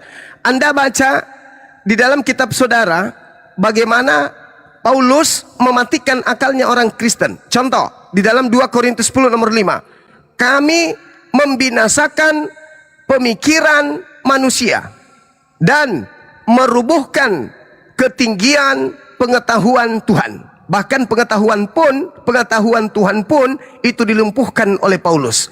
Lalu di dalam kitab saudara yang lain dikatakan begini, 1 Korintus 1 nomor 19. Karena itu ada tertulis, aku akan menghilangkan kecerdasan orang-orang terpelajar dan kemampuan berpikir cerdas akan kulenyapkan. Itu dalil, Bung. 1 Korintus 1 nomor 19. Karena tertulis, aku akan menghilangkan kecerdasan orang-orang terpelajar dan kemampuan berpikir cerdas akan kulenyapkan. Sekarang permasalahannya di mana? Buktinya di mana? Wahai saudara-saudaraku Kristen yang bergelar profesor, berbaris 1, 2, 3, 4, 5, ada 7.000 orang. Bang Suma mau bertanya pada kalian profesor Kristen 7.000 orang ini.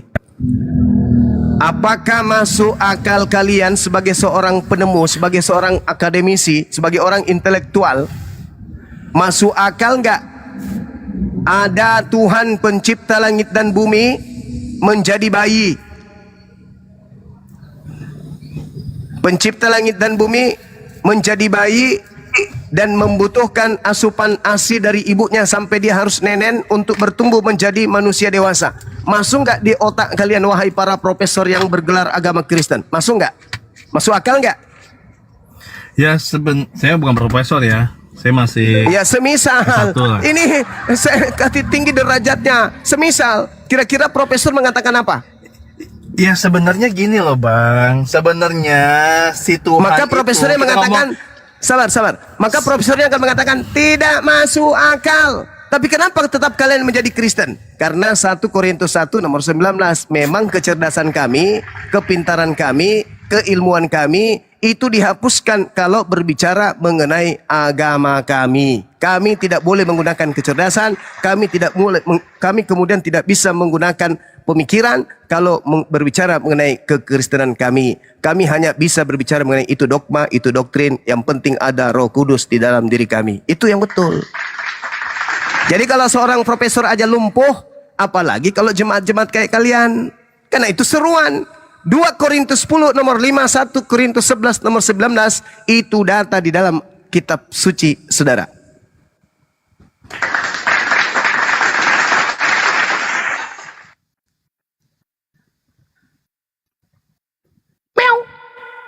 Lanjut teman-teman, saya ibadah sejarah 10 sampai 15 menit. Silakan. Ya. Nangis. Hah? Kok nangis? Kenapa Bang? Nggak usah nangis Bang. Cemen amat. Enggak, Kenapa Bang Kris. nangis? Kamu yang buat dia nangis, Bang. Bang Kris yang nangis. Kenapa aku nangis sih? Ya, saya sapa dulu Bunda Rahma. Assalamualaikum warahmatullahi wabarakatuh. Ustadz Alif. Waalaikumsalam Kang. warahmatullahi Monitor, wabarakatuh. saya baru kembali. Tadi aku udah menyapa, Kang. Silakan. Nggak boleh Udah dong kembali. bisa bilang assalamualaikum ke non muslim, nggak boleh itu. Mama saya jangan bilang dong. itu. Ke Itu ke saudara muslim itu. muslim saya. Sedikit. Lanjut, Dinda lanjut. Alif. Nanti di Siap, dalam Bunda. 2 Korintus 10 nomor 5 itu jangankan pengetahuan kita sebagai makhluk, di dalam pengajaran 2 Korintus 10 nomor 5 ya, pengetahuan dan ketinggian daripada kemahatauan Tuhan saja itu dilenyapkan, dirubuhkan oleh konsep kekristenan ini. Jadi pengetahuan Tuhan itu dilenyapkan. Tuhan pun ilmunya lenyap, digiring menuju kepada iman, kepercayaan, keyakinan kepada Kristus. Semua hilang, pengetahuan hilang, kecerdasan hilang, pikiran hilang. Dan itu bukan hanya pikiran dan pengetahuan manusia, pengetahuan Tuhan pun dihilangkan demi untuk menaklukkan orang kepada Kristus. Itu data. Itu 2 Izin dulu Korintus ya, 10 saya nomor jemput 5 ya, istri ya. silakan Dinda Alif. Karena- Itu ditegaskan di situ. Jangankan manusia ditolol-tololin, Tuhan aja ditolol-tololin di situ. Silakan. Masya Allah. Mantap. Betul. Ya. Kami mematahkan setiap siasat orang dan merubuhkan setiap kubu yang dibangun oleh keangkuhan manusia untuk menentang pengenalan akan Tuhan. Kami menawan segala pikiran dan menaklukkannya kepada Kristus. Ya, silakan dilanjut ditanggapi dulu oleh teman Kristen. Aku baru kembali, Afwan di sini baru selesai maghrib. Ya, si Krisnya kabur. Bang Immanuel mau melanjutkan, silahkan Bang Immanuel. Aku sama Jayadi ini, Jaya Dim, ini Muslim apa Kristen? Kalau si Gary mah bukan Kristen, dia mah Katolik. Oke, aku mau nanya sama Bang Alif ini. Datang-datang nanya, bukannya salam kayak apa kayak ngehe lu gua iya. citak lu. Selamat apa nih sore, Malam ngehe. Bang Alif, Pak Ustadz. Siap, Pak Ustadz ya. siap. Selamat sore. Aku nanya nih Bang, aku yang logis-logis saja. Gini kan Bang, kan sering kan umat Kristen mendengar. Udah panggil nama enggak, Pak? Oke Bang, sering kan orang umat-umat teman-teman Muslim sering membuat stigma negatif tentang Paulus dengan mengatakan tanda kutip Paulus rasul palsu, kan begitu kenyataannya kan. Nah, sekarang yang saya tanya sama abang gini Bang ya, logika berpikir lah. Apa sih untungnya apa sih untungnya Paulus ini mau menjadi rasul palsu? Satu, motivasi dia apa? Harta ya dia nggak punya. Enggak, si Paulus ini terus terang dia kekurangan. Tata, dia ini orang susah, nomaden, berpindah tempat. Bahkan beberapa kali hidupnya terancam, beberapa kali menghadapi mahkamah agama atau Sanhedrin. Bahkan hidupnya berakhir di penjara. Kan gitu. Jadi motivasi dia ini apa? Mau menjadi rasul palsu, tanda kutip ya. Nah, jika saya mengcompare nih ya apa Suryadi, kalau kita mengcompare dengan Nabi Abang ini, dia punya harta, punya tata, wanita. Coba Abang terangkan. Saya jawab dulu Dinda. Oh ya, Bang Juma. Saya jawab Dinda Lip. 3 menit. Silakan Bang Juma. Iya, jadi gini saudara. Dalam kaidah kekristenan, iblis itu tadinya malaikat. Jaringanku kayaknya putus-putus ya. Cek. Jadi malaikat itu makhluk yang tidak ada lagi susah. Karena dia tidak terikat kemudian hal-hal yang bersifat biologis. Itu tadinya malaikat. Lalu apa motivasinya kemudian dia menjadi iblis? Dia sudah dikatakan akan masuk neraka, tetap aja kemudian dia mau jadi iblis, jadi pembangkang. Begitulah Paulus. Jadi jangan Anda bermimpi, wah dia orang baik karena dia tidak. Iblis aja nih, tadinya malaikat, mau untuk masuk ke neraka. Yang penting dia bisa menyesatkan orang. Jadi kalau Anda bertanya seperti itu, jawabannya sederhana. Apa motivasi Paulus? Ya neraka, pingin kali dia masuk neraka. Sama seperti iblis pingin kali masuk neraka. Gitu jawabannya, silakan. Mantap, keren. Oh begitu. Ya udahlah kalau memang itu versi Bang Juma. Aku sebenarnya mau pingin diskusi sama Bang Ardiansa nih. Ada diskusi saya yang terputus Ya. tentang dia pernah menjelaskan plural of majesty, tapi nggak ada Bang Ardiansa ya. Next lah itu. Udah aku turun dulu Bang ya. Alah. Ada urusan. Lanjut dulu kita majuin materinya. Majuin dulu Bang, majuin Nah, dulu ini ya. aku sebenarnya Maaf, ada tadi diskusi yang hilang terputus sama suaranya Bang sedikit. Ardiansa. Ini dia pernah mengatakan tentang plural of majesty gitu. Nah, aku minta penjelasan aja. Maksudnya biar tahu urutan kronologisnya bagaimana. Maksudnya nanya saya lagi dari awal ya ribet juga. Oke, next saja Bang ya. Aku Ya, turun dulu Bang. Aku lagi mau pulang dulu. Bang. Jangan diulang. Oh, ya sudah, oke lah. Siap. Oke, ya Nar ya next ya. Thank you ya. Oke, terima kasih. Baik. Kalau gitu, saya izin membaca salah satu ayat Al-Quran dulu ya. Di dalam Al-Quran, Bismillahirrahmanirrahim, Surah Al-An'am ayat 112.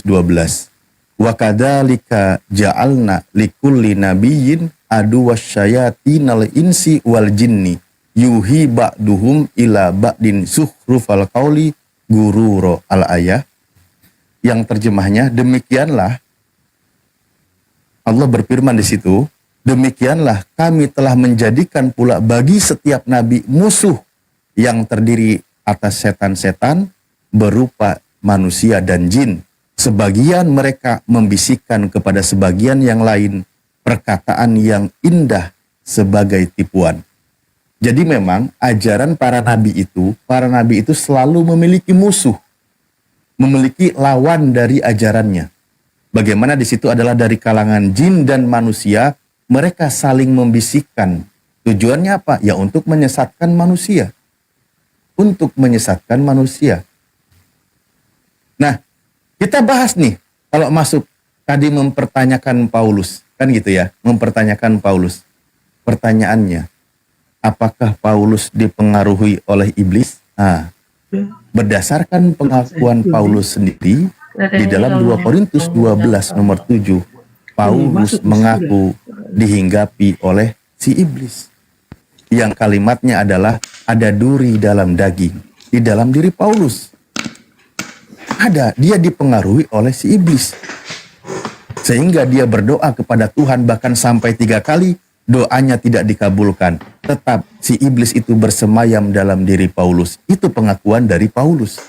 Nah, kalau sudah Tuhan yang mengizinkan iblis bersemayam di dalam diri seseorang, bagaimana ketika kita melihat kitab di dalam perjanjian lama, itu merujuk kepada siapa? Contoh 1 Raja-Raja 22 nomor 23. Ternyata itu memang mempengaruhi atau yang dilakukan oleh nabi palsu, atau pengajar palsu, atau rasul palsu. Nah itu tadi ya, saya meneruskan narasi apa yang disampaikan oleh guru kami, dan ini sebagai bahasan lanjutannya. Di sini sudah ada Kristen yang berdiri. Soalnya tadi yang bertanya juga sudah nggak ada. Oke Silakan. Bang, ini pertanyaan saya Bang. Ya. Yesus ini kan manusia, saya tahu dia manusia Bang. Tapi manusia ini kok aneh kali gitu. Anehnya Bang, aku jelaskan. Manusia ini bisa menghidupkan orang mati. Manusia ini bisa menyembuhkan orang buta, bahkan yang mati kambing pun bisa sembuh. Terus dia ini kok bisa mati udah 3 hari, kok bisa bangun? Bisa dijelaskan itu Bang? Ya. Sangat bisa dijelaskan. Sangat Silakan. bisa dijelaskan. Pertama saya pakai perspektif Islam dulu, boleh? Boleh, terserah Bang. Boleh ya. Bismillahirrahmanirrahim. Baik, sebelum masuk ke dalam penjelasan kitab Anda ya, saya pakai dalam perspektif Islam dulu. Kalau di dalam Islam itu tertulis di dalam surah Ali Imran ayat 49. Bismillahirrahmanirrahim wa rasulan ila bani Israil, bahwa dia itu sebagai utusan Tuhan untuk Bani Israel. Anni qad ji'tukum bi ayatin mir rabbikum. Aku datang kepada kalian semua dengan membawa satu tanda mukjizat dari Tuhan, dari pencipta untuk kalian semua. Anni akhluqul minat ini kahyatit thair, bahwa dia itu bisa membuat sebuah burung lalu dari tanah liat ditiupkan maka dia jadi atas biidnillah, atas seizin Tuhan. Mukjizat yang dia lakukan atas seizin Allah, atas seizin Tuhan dia buat. Lalu dia menghidupkan yang mati atas seizin Tuhan. Yang hebat di situ adalah Tuhannya. Dia hanya sebagai perantara untuk melakukan keajaiban-keajaiban atau mukjizat-mukjizat. Tentu yang maha hebat itu adalah Tuhan yang mengizinkan atas perbuatannya. Sebagaimana kisah Nabi Musa ketika dia membelah lautan, bukan Nabi Musanya yang hebat. Nabi Musa hanya memukul dengan tongkatnya lautan itu sehingga terbelah menjadi 2. Apakah Anda akan mengatakan Nabi Musa begitu hebat? Lautan yang begitu dalam bisa dibelah sehingga dia bisa jalan ke dasarnya. Bukan Nabi Musanya yang hebat, tapi Tuhannya, dia hanya perantara. Itu yang disebut mukjizat. Sebagaimana juga Yesus tadi yang kau sebutkan. Nah, itu kalau dalam Al-Quran. Bagaimana kalau dalam kitab Kristen? Saya buka di dalam KPR, kitab Kisah 2 nomor 22. Memang pengumuman ini berlaku hanya untuk Bani Israel. Makanya banyak orang-orang di luar Bani Israel itu tidak ngerti. Saya buka ya, ini khutbah Petrus. Kata Petrus, Kisah Para Rasul 2 nomor 22. Hai orang-orang Israel, Bang Sandi bukan orang Israel tidak hai. Dengarlah perkataan ini. Yang aku maksudkan ialah Yesus dari Nazaret, seorang yang telah ditentukan Allah dan yang dinyatakan mukjizat-mukjizat dan tanda-tanda yang dilakukan oleh Allah dengan perantaraan Yesus di tengah-tengah kamu seperti yang kamu tahu. Jadi dia itu melakukan mukjizat, melakukan perkara keajaiban, bukan dianya yang hebat. Yang mengutus dia itu yang hebat. Dia hanya sebagai perantara. Iya, aku yang tahu bukan ditugaskan dia oleh yang Tuhan. aku tahu bukan dia yang hebat karena itu kan atas izin atau kuasa aja yang dia gunakan gitu. Pertanyaan saya, kok bisa dia udah mati? Kalau udah mati walaupun ada kuasa, itu kan kuasa kan mati juga gitu. Kok bisa hidup kembali? Itu pertanyaan saya, Bang. Maksudnya apa? Nah, pertanyaan saya, ini kan Dibangkitkan. Iya, dibangkitkan. Kita buka gitu. lagi ayatnya. Kita buka lagi ayatnya. Di dalam kitab Anda masih di pasal yang sama. Yesus inilah yang dibangkitkan oleh Allah. Yang dibangkitkan Allah. Yang hebat yang membangkitkan atau yang dibangkitkan? Yang membangkitkan. KPR 2, Kisah 2 nomor 32. Tadi kan 22, sekarang 32-nya. Di situ tertulis, Yesus inilah yang dibangkitkan Allah. Yang hebat itu yang membangkitkannya, bukan yang dibangkitkannya. Jadi tolonglah teman-teman Kristen bahwa kesampingkan dulu coba ketika membaca Bible, atau mungkin ini jarang dibaca di gereja atau jarang diajarkan. Ini kalau sudah mati 3 hari gitu, ini termasuk orang mati apa orang mati yang bangun dari kematian itu? Itu pertanyaan saya, Bang. Yang kita bahas, Bang, tentang siapa yang maha hebat. Siapa yang Kalau maha maha hebat? hebat, Bukan. aku tidak mengatakan Yesus ini hebat, Bang. Ya sudah. Makanya apa yang sekarang yang jadi titik berat buat Anda di sini pembahasannya? Itulah tadi yang kukatakan, Bang. Apa? Yesus ini, Yesus kan, kok bisa dia udah mati, kok bisa hidup kembali? Memangnya orang yang mati tidak bisa hidup kembali? Ini pertanyaan saya, ini termasuk mayat yang mati yang hidup kembali, apa manusia yang mati terus hidup Ya, seutuhnya baik. manusia lagi gitu? Baik. Begini Bang ya, kalau saya ambil dari sebagai Muslim dulu, di dalam keimanan umat Islam, dia itu belum wafat. Itu dulu yang perlu digarisbawahi. Beliau terangkat ke langit, selamat dari pembunuhan dan penyaliban yang dilakukan oleh tentara Romawi atau imam-imam waktu itu yang mereka lakukan ya. Nah, sekarang ketika Anda membahas tentang, kita baca dalam kitab Anda, banyak orang-orang yang mati hidup kembali itu ada. Itu ada, bukan hanya Yesus. Bahkan Yesus contoh ketika dia menghidupkan Lazarus. Ya kan, menghidupkan Lazarus. Dia berdoa, dia bersyukur kepada Tuhannya karena dia selalu didengar ucapannya sehingga Lazarus itu bangkit kembali. Lah, Lazarus juga bangkit. Lazarus juga bangkit. Kemana Lazarus? Setelah dia bangkit, padahal dia baru berapa hari dia mati. Dia masih utuh jasadnya. Lazarus juga bangkit kembali. Tidak dikisahkan dia mati lagi. Kemana Lazarus? Sudah ada orang yang bangkit kembali sebelum Yesus. Yang kita bahas adalah titik beratkan bukan tentang kehebatan Yesusnya, tetapi kehebatan Sang Maha Kuasa yang mengutus Yesus. Jangan dibikin rumit di sini. Sudah sederhana kita memahaminya. Berarti yang mati ini, yang sudah mati ini berarti nggak dianggap mayat gitu? Ya mayat itu kan kalau mati, Bang. Iya, Kalau tapi sudah ini hidup, mayat ini kok bisa hidup gitu, Bang? ya berarti tidak mati lagi. Bukankah disebut mayat yang hidup? Kalau mayat yang hidup berarti dia nggak mikir lagi mayat. Gimana sih kau ini? Jangan gini loh, Sandi, tolong jangan kau terlalu rendahkan Yesusnya. Malah di sini terkesan kau ini merendahkan Yesus. Kalau orang sudah dibangkitkan oleh Tuhan, apalagi ini saya bilang tadi, saya pegang prinsip dulu di dalam Islam, beliau belum wafat. Dia sudah terangkat ke langit tanpa mengalami kematian. Kalau dalam kitab Anda, dia terangkat ke langit setelah mengalami kematian.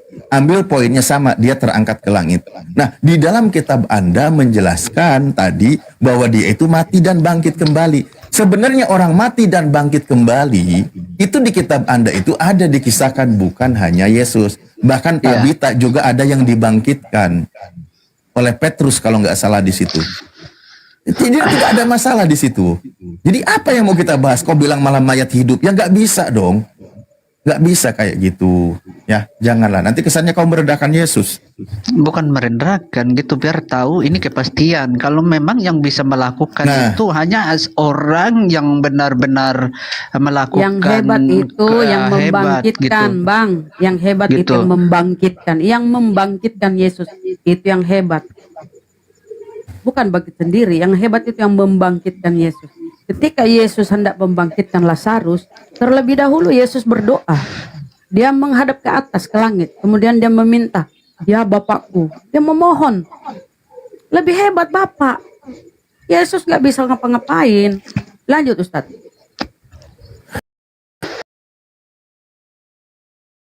Tetap, ya itu betul. Jadi kali. Makanya selamat malam. Karena di situ murid-muridnya mereka kaget karena lihat Yesus ini kalau kok bisa hidup kembali, kan mereka kan di situ kan merasa Aduh, jangan terheran gitu. muter-muter di sini. Sandi, saya juga bisa menghidupkan. Sandi, saya juga bisa. Sok nanti mati sekarang. Saya hidupin. Oke. Lanjut yang lain aja. Oke. Nah, gitu dong. Salam sehat. Jangan dulu. Itulah sebelum nanti ke Celsius ya. Saya tanggapi di sini dulu sedikit. Begini loh Sandi, itulah keambiguannya kitab Anda menarasikan. Padahal Yesus sendiri katanya di dalam kitab Anda dijelaskan, dia bangkit di hari yang ketiga. Kan gitu. Bahwa Yesus itu akan disalib, akan mati, dan bangkit di hari yang ketiga. Mestinya murid-murid Yesus itu gelar karpet merah menyambut kebangkitan Yesus, bukan kaget. Inilah jadi nggak nyambungnya kisah Yesus. Makanya kisah kebangkitan ini sulit untuk dibuktikan. Apalagi ketika kita buka di Matius 27 nomor 50 sampai 53. Itu bukan hanya Yesus yang bangkit, tapi orang-orang kudus yang tidak terhitung jumlahnya, mereka bangkit dari kubur. Coba, ini logikanya tadi. Murid-murid Yesus kaget. Padahal baru 3 hari. Ini murid Yesus ini pikirannya kemana? Baru 3 hari dikabarkan Yesus itu akan mati, akan bangkit di hari yang ketiga. Mestinya murid Yesus itu persiapan menyambut kebangkitan Yesus. Bukan malah kaget. Mereka gelar karpet merah. Yesus akan bangkit di hari ketiga. Kita siapkan makan, gala dinner atau apa, bukan. Ini malah kaget. Itu tandanya bahwa di situ dipertanyakan siapa sebenarnya, atau ini hanyalah kisah yang dibuat-buat. Kan gitu logikanya. Yesus sudah menyampaikan, Yesus sudah mengajarkan. Baru 3 hari udah lupa kalau Yesusnya mau bangkit. Kok malah pada kaget? Kan gitu. Oke? Nah, silakan kita lanjut. Tadi siapa itu? Celsius? Celsius. Oke, lanjut aja. Celsius. Bang Sandi selamat di malam. dulu. Ya, Selamat malam, Bang. Abang dari Kristen apa Oten? Oh, Oten itu apa sih, Bos? Oh, Kristen Maaf, berarti ya. nggak tahu Oten itu apa. Saya Kristen. Ya, ya. Ya tadi halo, ada yang mau ditanggapi? Ya, gini, saya mau baca tema ini ya. Baca tema yang terpampang di layar itu ya. Siapakah penyesat itu? Ya. Iya. Nah, siapakah penyesat itu? Ya, kalau pertanyaan itu ditujukan kepada saya pribadi ya. Maka jawabannya itu adalah penyesat itu adalah orang yang pernah tersesat. Itu jawaban saya. Iya. Tenang.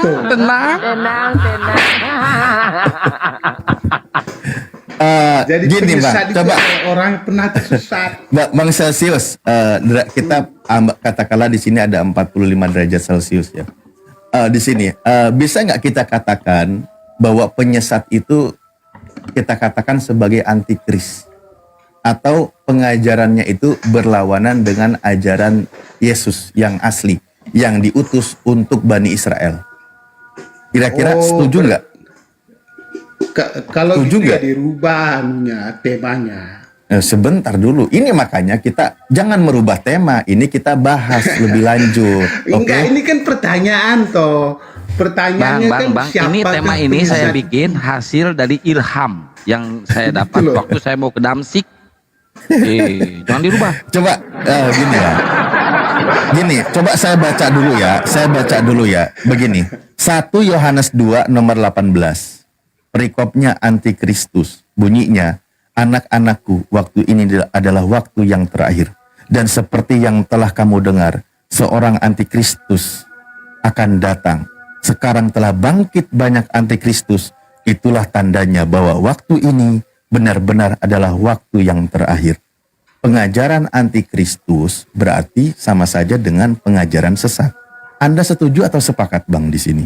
Lantas siapa yang menjadi antikristus, siapa? Nah, kita lanjutkan baca. Di 19-nya dikatakan, memang mereka berasal dari antara kita, tetapi mereka tidak sungguh-sungguh termasuk pada kita.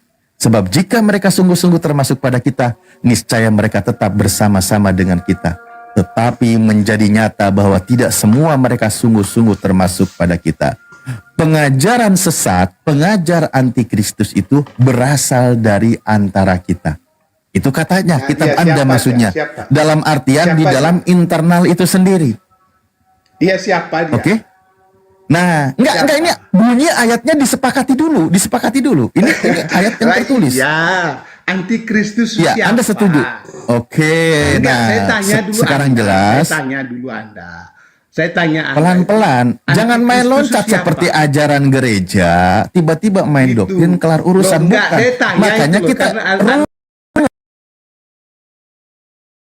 karena Kalau yang kita penyesat runut, adalah kita antikristus. runut di sini. Gitu loh. Ya ini Nah, mau dijelasin. kita sekarang Bang. Abangnya cari diam dulu, mau dijelasin. Diam dulu bang. Bentar, Abang, diam. Ciri-cirinya mereka berasal dari antara kita katanya. Berarti dari internal pengajaran Yesus itu sendiri yang menyesatkan ajaran Yesus. Kan gitu. Nah, mari Iya, kita lihat sekarang pertanyaan saya itu kronologis. siapa dia? Iya betul, saya juga bertanya siapa dia, orang dari internal iya, kekristenan yang makanya mengaku itu tadi. membawa nama Yesus, tetapi Narasi ternyata Bapak dia itu kan nggak penyesat. jelas gitu loh narasinya itu. Antikristus itu siapa? Dari internal itu sendiri, Bang. Lah, makanya internal sendiri itu siapa? Nah, mestinya Anda yang punya kitab punya jawabannya. Logikanya begitu. Karena ketika saya mau jelaskan perlahan, Anda malah bertanya terus. Sebenarnya di sini tugas Anda bahwa ajaran sesat. Oke, kalau gitu. Penyesat itu Nah, adalah antikristus. Nah, saya tanya, antikristus lah iya siapa? dong. Antikristus Siapa itu kan berarti pengajaran Paulus namanya antikristus. Dah. Kurang apa? Mari kita buktikan. Ayo. Udah dijawab malah ketawa. Narasi Anda itu nggak masuk akal, Bapak. Yang penyesat adalah antikristus. Saya tanya, siapa antikristus? Paulus pengajarannya karena dia dirasuki oleh iblis. Ya, itu menurut pandangan Anda. Bukan, menurut Paulus. Paulus Enggak, mengaku itu menurut dirinya pandangan dirasuki Anda. oleh iblis. Itu loh. Oke, Menurut saya pandangan baca ya. Anda benar. Kok pandangan saya? Aduh, Mak. loh. Nih, saya buka ya. Saya buka ya. Kalau menurut Ini saya itu pengakuan Paulus. antikristus itu adalah Anda. Loh, saya bukan internal Kristen, Pak.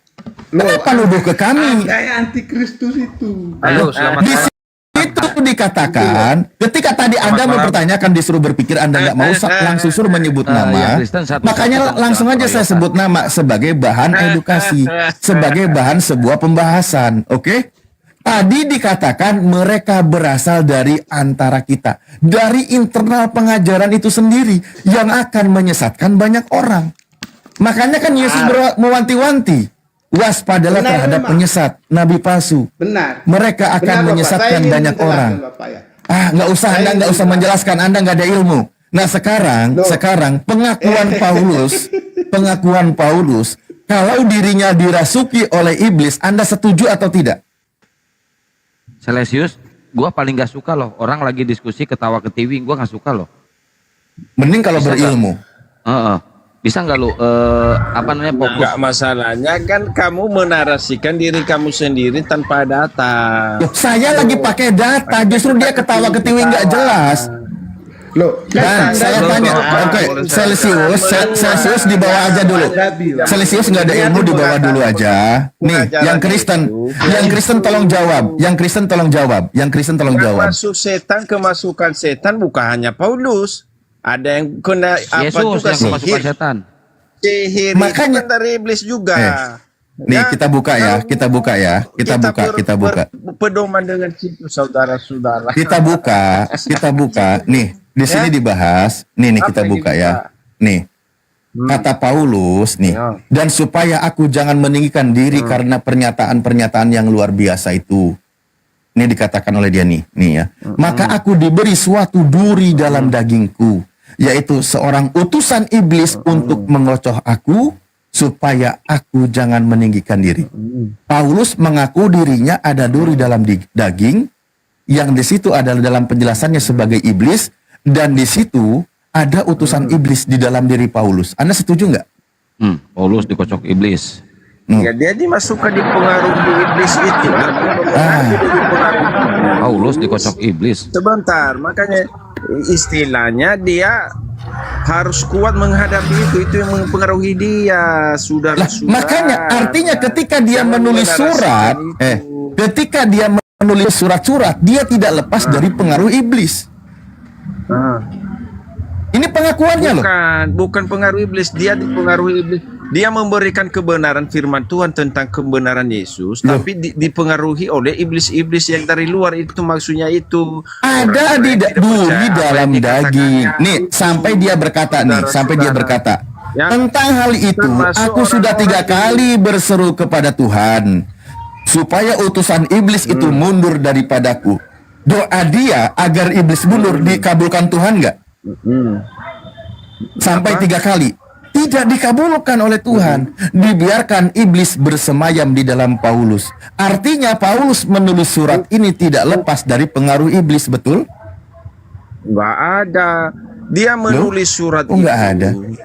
Oh, nggak ada. Tetapi setan selalu menggoda dia supaya Ada tidak duri apa. dalam Dia daging. melanjutkan tulisan-tulisan dia itu selalu dihantui oleh kekuatan iblis Ada dari di luar. dirinya Tapi dia itu kuat ada menghadapi iblis. itu. Tetap dia menulis itu, artinya itu dia tetap menulis surat itu. Aduh, susah sama Banyak si iblis yang muter jadi mempengaruhi nggak dia. jelas. Tetap tulis Itu surat pertanyaannya, saudara. Chris ini percaya bisa dan diam. benar. Oke. Chris, pertanyaannya, kenapa Paulus dikocok sama iblis? Pertanyaannya itu, jawab. Kita menarasikan dengan ayat itu. Kenapa saya tidak bisa mau menanggapi?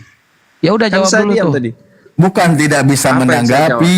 Anda itu Apa muter yang nggak saya jawab? jelas. Di sini Paulus, Pertanyaan oke. Anda apa? Di sini Paulus Apa yang di sini Paulus di sini berdasarkan pengakuannya Paulus dipengaruhi oleh iblis, betul? Baca dengan baik, oke. dipengaruhi. Sampai 3 kali dia berdoa katanya. Baca dengan baik, dipengaruhi yang bagaimana dia di situ? Ada ini. Oh. Ya baca Nah, dengan emang baik. iblis mempengaruhi apa? Nyuruh ibadah? Emang iblis nyuruh ibadah? Nggak mungkin lah. Baca Iblis itu kan pengaruhi, tugasnya dia menyesatkan. dipengaruhi. Di sini dikatakan Makanya nih, baca, yaitu Bang. seorang Sebentar. utusan iblis untuk Baca mengocok dari aku. awal, jangan Dikocok hanya oleh satu iblis ayat ini itu. Paulus. Baca sampai selesai. Lah orang di sini yang kalau hanya satu ayat iya. Jadi saya tanya deh sama Anda, tugas iblis itu apa? Iblis yang bersemayam itu dalam seseorang tugasnya apa? Sebentar, Bang. Tugas iblis itu apa? Iblis itu apa? Baca, Menurut bukan Yesus, masalah tugas iblis iblis itu itu. apa? Aduh. Itu iblis itu penyesat manusia, Bang. Setan itu. Lah iya. Kalau Lah iya, itu betul kan? setan yang Betul tidak kan? mengikuti perintah Tuhan yang selalu Nah. menggoda manusia untuk biar jatuh ke dalam dosa. Dia mempengaruhi siapa di Itulah sini? perbuatan- Mempengaruhi perbuatan siapa? iblis. Walaupun dikasih kebenaran mempengaruhi kepada siapa? iblis itu dia tidak mau. Walaupun dikasih Lah, ini kesenangan bunyi ya, tos ini nggak yang jelas. benar, ini yang pas. Di sini udah jelas, ditiru. hanya di sini. Tapi iblis itu selalu Maka aku di mengatakan suatu itu duri dalam selalu dagingku. melawan. Itulah orang-orang cerita. Gini Bang ya, sedikit Bang saya boleh bicara, tapi tolong jangan dipotong ya. Halo, selamat malam. Ya, malam Bang. Nggak jelas. Ya. Silakan Bang. Kalau mau diam silakan. Tadi kalau saya simak kan Di sini sudah jelas Bang, ya. sebentar dulu Bang Alif. Paulus. Sebentar Bang Alif. Siap. Enggak ada jelas. Tolong Paulus diskusinya itu yang sudah. itu ya, Baca jangan bunyi dari nggak ayat jelas awalnya. kayak sahabat Kris itu ya. Dari Sebentar Bang sahabat, dari saya boleh ayat bicara sedikit. awal dibaca sampai selesai kenapa iblis itu bukan masuk ke dalam Paulus itu mempengaruhi Paulus, bukan. Dia iblis itu menggoda pikiran Paulus supaya Paulus tidak setia kepada Yesus, tapi Tambah Paulus dulu ya. itu melawan itu. Jaringannya ini.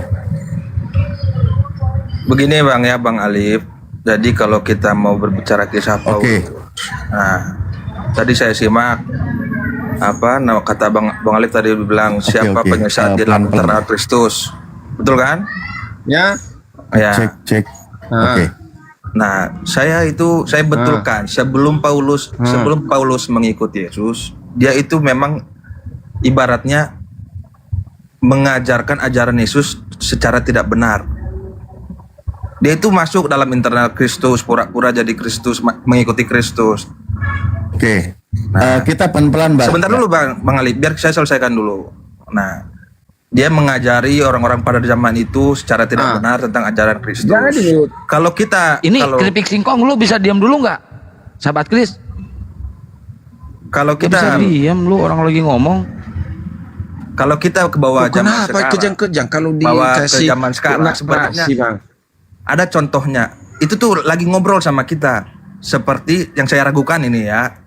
Ini Sandi ini mengaku-ngaku dia sebagai internal Kristen gitu kan. Kalau saya lihat dari omongannya tadi. Tapi saya meragukan itu.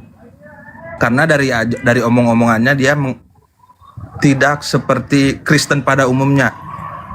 Maka kalau memang Sandi benar-benar orang Kristen, coba on cam saya mau ajukan beberapa pertanyaan kalau memang dia benar-benar Kristen. Ya. Itu yang pertama. Setuju, Itulah setuju, saya itu setuju. Ibaratnya Paulus sebelum dia mengikuti Yesus itu seperti Sandi. Ya, Dia memang Paulus dia penyesat. masuk ke internal Kristus, dia mengajar Kristus secara tidak benar. Tapi ketika Paulus bertobat, Tuhan yang memilih Paulus. Itulah hebatnya Tuhan kami. Itu Walaupun kata dia- si Sandi, sebentar si dulu, Sandi Kian juga Santang, nggak saya percaya bicara. lu Kristen katanya. Sebentar Coba dulu. lu on cam, biar sama-sama on cam. Ya, Nggak sebentar percaya dulu. Si Sandi lu Kristen. Sebentar dulu. Itulah hebatnya Tuhan kami. Sebentar dulu. Kok jangan seperti anak kecil lah. Biar orang mendengar gitu loh. Nah, itulah hebatnya Tuhan kami. Walaupun Paulus Hebat kok misalnya disalib. mengajari orang-orang pada zaman itu secara tidak benar, Tuhan pilih dia sebagai alatnya untuk memberitakan Injil dan kebenaran. Kalau Tuhan Siapa yang punya pilih dia? rencana Benar. apa yang nggak mungkin? Siapa yang pilih dia? Tuhan sendiri. Dari mana itu? Kalau Ingat Anda ya, yang menulis. Sebentar, Sebentar dulu, klaim sebentar, Paulus. Bunda. Kalau emang Itu Anda ingat benar. enggak, biar kita tanggapi Sebentar dulu. dulu, Jangan sebentar panjang, dulu. Saya bukan biar bicara gereja dulu. mau khotbah, Bang.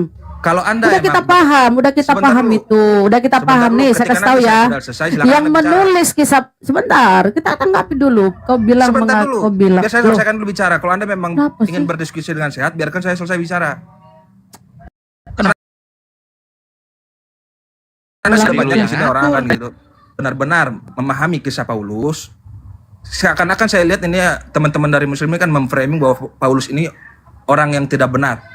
Iya, betul. Orang-orang ya, yang nggak benar. orang jahat. Ini saya gitu kan. jawab ya, nggak benar tuh Paulus. Gini, dengar. Makanya kau Anda dengar, ingin Bang. memahami Tolong kisah di mute dulu, Bang Akang. Sebentar dulu. Dengar dulu. Sebentar Kok kau ini, Bunda. kau yang mau ngomong terus kenapa sih? Kita Sebentar dulu, tanggapi nanti saya dulu. selesai. Ketika saya sudah selesai, saya kasih tahu saya Enggak, kau selesai. cuma curhat. Kenapa sih kalian ini bla bla segala macam? Enggak usah curhat, Bang. Begini. Itu pengakuan Paulus. Dia ngaku bertobat kan. Nah, siapa yang tahu persis kalau dia bertobat? Ingat, yang menulis kisah para rasul itu, Bang, si Lukas. Siapa Lukas? Lukas orang Yunani yang mengisahkan kisah pertemuan yang katanya ketemu Yesus di padang gurun di perjalanan ke Antioquia. Yang nulis itu cuma si Lukas di kisah para rasul. 4 penulis ya kanonik ya Injil gospel kanonik yang lain tuh nggak menulis, nggak pernah menyinggung pertemuan Paulus. Cuma Lukas yang mengkisahkan itu di kisah para rasul. Siapa itu Lukas? Lukas orang Yunani, tabib pribadinya si Paulus. Paulus kan sakit, ada penyakit dia. Kalau nggak salah dia dulu aku pernah baca Saint Paul ya epilepsi. Nah, kita nggak bahas penyakit Paulus. Ketika si Lukas mengkisahkan tentang pertemuan Paulus ini kan klaimnya. Bahkan penglihatan. Ketika disidang oleh Raja Agripa, itu penglihatan saya, Tuan Raja Agripa. Penglihatan, bro. Kok imani ini perkataan Paulus? Coba kita lihat kenapa disebut dia antikristus. Karena ajaran-ajaran yang disampaikan bertolak belakang dengan Yesus. Bahkan Yesus dijadiin tumbal di Galatia 3:13. Siapa yang pernah mengisahkan Yesus itu, siapa sih Paulus itu ketemu sama Yesus siapa? Kecuali Lukas yang orang Yunani. Oke? Itu klaim-klaim dia, Bang. Klaimnya pun dia sebagai rasul, dikit lagi. Klaimnya pun dia sebagai rasul, kalian percaya begitu aja. Ingat ya, di Ibrani 3:1 Yesus pun rasul. Di dalam bahasa original Bibelmu apostolos. Paulus pun di Roma 1:1 dia pun apostolos. Masa sama kedudukannya Paulus dengan Yesus? Boleh saya Ini bicara? kenapa? Boleh saya Kemudian kata Yesus lah, iblislah yang menjadi bapakmu. Hanya satu bapak, yaitu dia yang di surga. Tidak ada bapak di bumi. Hanya dia yang di surga bapak. Tiba-tiba Paulus mengaku dia bapak di dalam Yesus Kristus. Boleh saya Dijawab oleh Yesus, iblislah yang menjadi bapakmu. Dia bapak, apabila dia berkata dia berdusta, dia bapak segala dusta. Apa yang dikatakan segala sesuatunya itu adalah dusta. Apa kata Paulus? Kalau dengan dustaku, itu saudara-saudara Paulus loh. Jadi apa yang disampaikan oleh Yesus tentang antikristus ini ya dipenuhi oleh si Paulus. Saya minta pertanyaan saya, siapa yang mengkonfirmasi kerasulan Paulus? Coba. Adakah dari Tuhan atau dari Yesus? Silakan. Boleh saya bicara? Itu jawab dulu, jawab. Nggak usah kok, kita sudah hafal mati Bibelmu, kita sudah hafal Bibelmu, kita sudah tahu Bibelmu. Sekarang saya tanya, siapa yang mengkonfirmasi kerasulan Paulus? Kasih jawaban saya. Adakah Tuhan atau Yesus? Coba. Begini Pak, begini ya Bunda. Saya tidak mau begini. Saya minta jawabannya karena kau mengimani Paulus itu sebagai rasul. Siapa yang mengkonfirmasi kerasulan Paulus? Ayo. Gimana saya mau bicara? Anda bicara terus. Ya jawab itu, jangan ya yang kita tanyakan yang kau jawab dong, biar nyambung. Coba siapa yang mengkonfirmasi? Siapa yang mengkonfirmasi kerasulan Paulus? Itu jangan-jangan dia rasul palsu loh. Siapa yang mengkonfirmasi? Ayo. Adakah pengakuan dari Yesus atau adakah konfirmasi dari Tuhan? Sudah selesai? Ya jawab, jangan kemana-mana ya, itu palsu dia. Oke, tutup mic-nya. Begini, Bunda Maria. Bunda siapa namanya? Bunda Maria lagi. Siapa lagi, Bunda? Ya Allah. Nah, itulah. Tadi kamu mengatakan siapa yang menulis kisah para rasul, Lukas dan sebagainya. Yang sopan ya kalau diskusi sama Ibu Tuhan lu. Bukan pertanyaan saya, Jangan Bang. mengganggu konsentrasi biar kita sehat. Pertanyaan saya bukan itu. Jawab saja pertanyaan saya satu aja pertanyaan. Enggak. Saya sudah tahu isi Bibelmu. Saya minta jawab, kau jawab aja pertanyaan saya baru itu guru ndak Bang Zuma udah standby itu ya. Saya minta kau jawab siapa yang mengkonfirmasi kerasulan si Paulus. Jangan-jangan dia palsu dia, siapa? Nyerocos terus. Oke, lanjut. Silakan. Yang mengangkat Paulus sebagai rasul itu adalah Tuhan sendiri. Dari mana? Tuhan ada aja kok pembohongnya. Mana konfirmasi dari Yesus? Kamu bisa berdiskusi dengan datanya. Saya lihat malah. Enggak ada sebentar. Kau mau menipu ya? Oh, suka nipu-nipu kau lah. Coba mana? Di mana dia diangkat oleh Yesus? Bunda ini tidak bisa diajak diskusi. Coba yang lain saja lah. Kasih data. Ayo, kasih data. Biar komen cerita sekalian. Mana? Jelas ceritanya dikesan. Coba silakan Anda buka. Itu kan klaim Paulus. Klaim Paulus itu yang menulis itu si Lukas. Lukas itu menulis kisah para rasul. Siapa Lukas? Orang Yunani. Sahabat dekatnya si Paulus.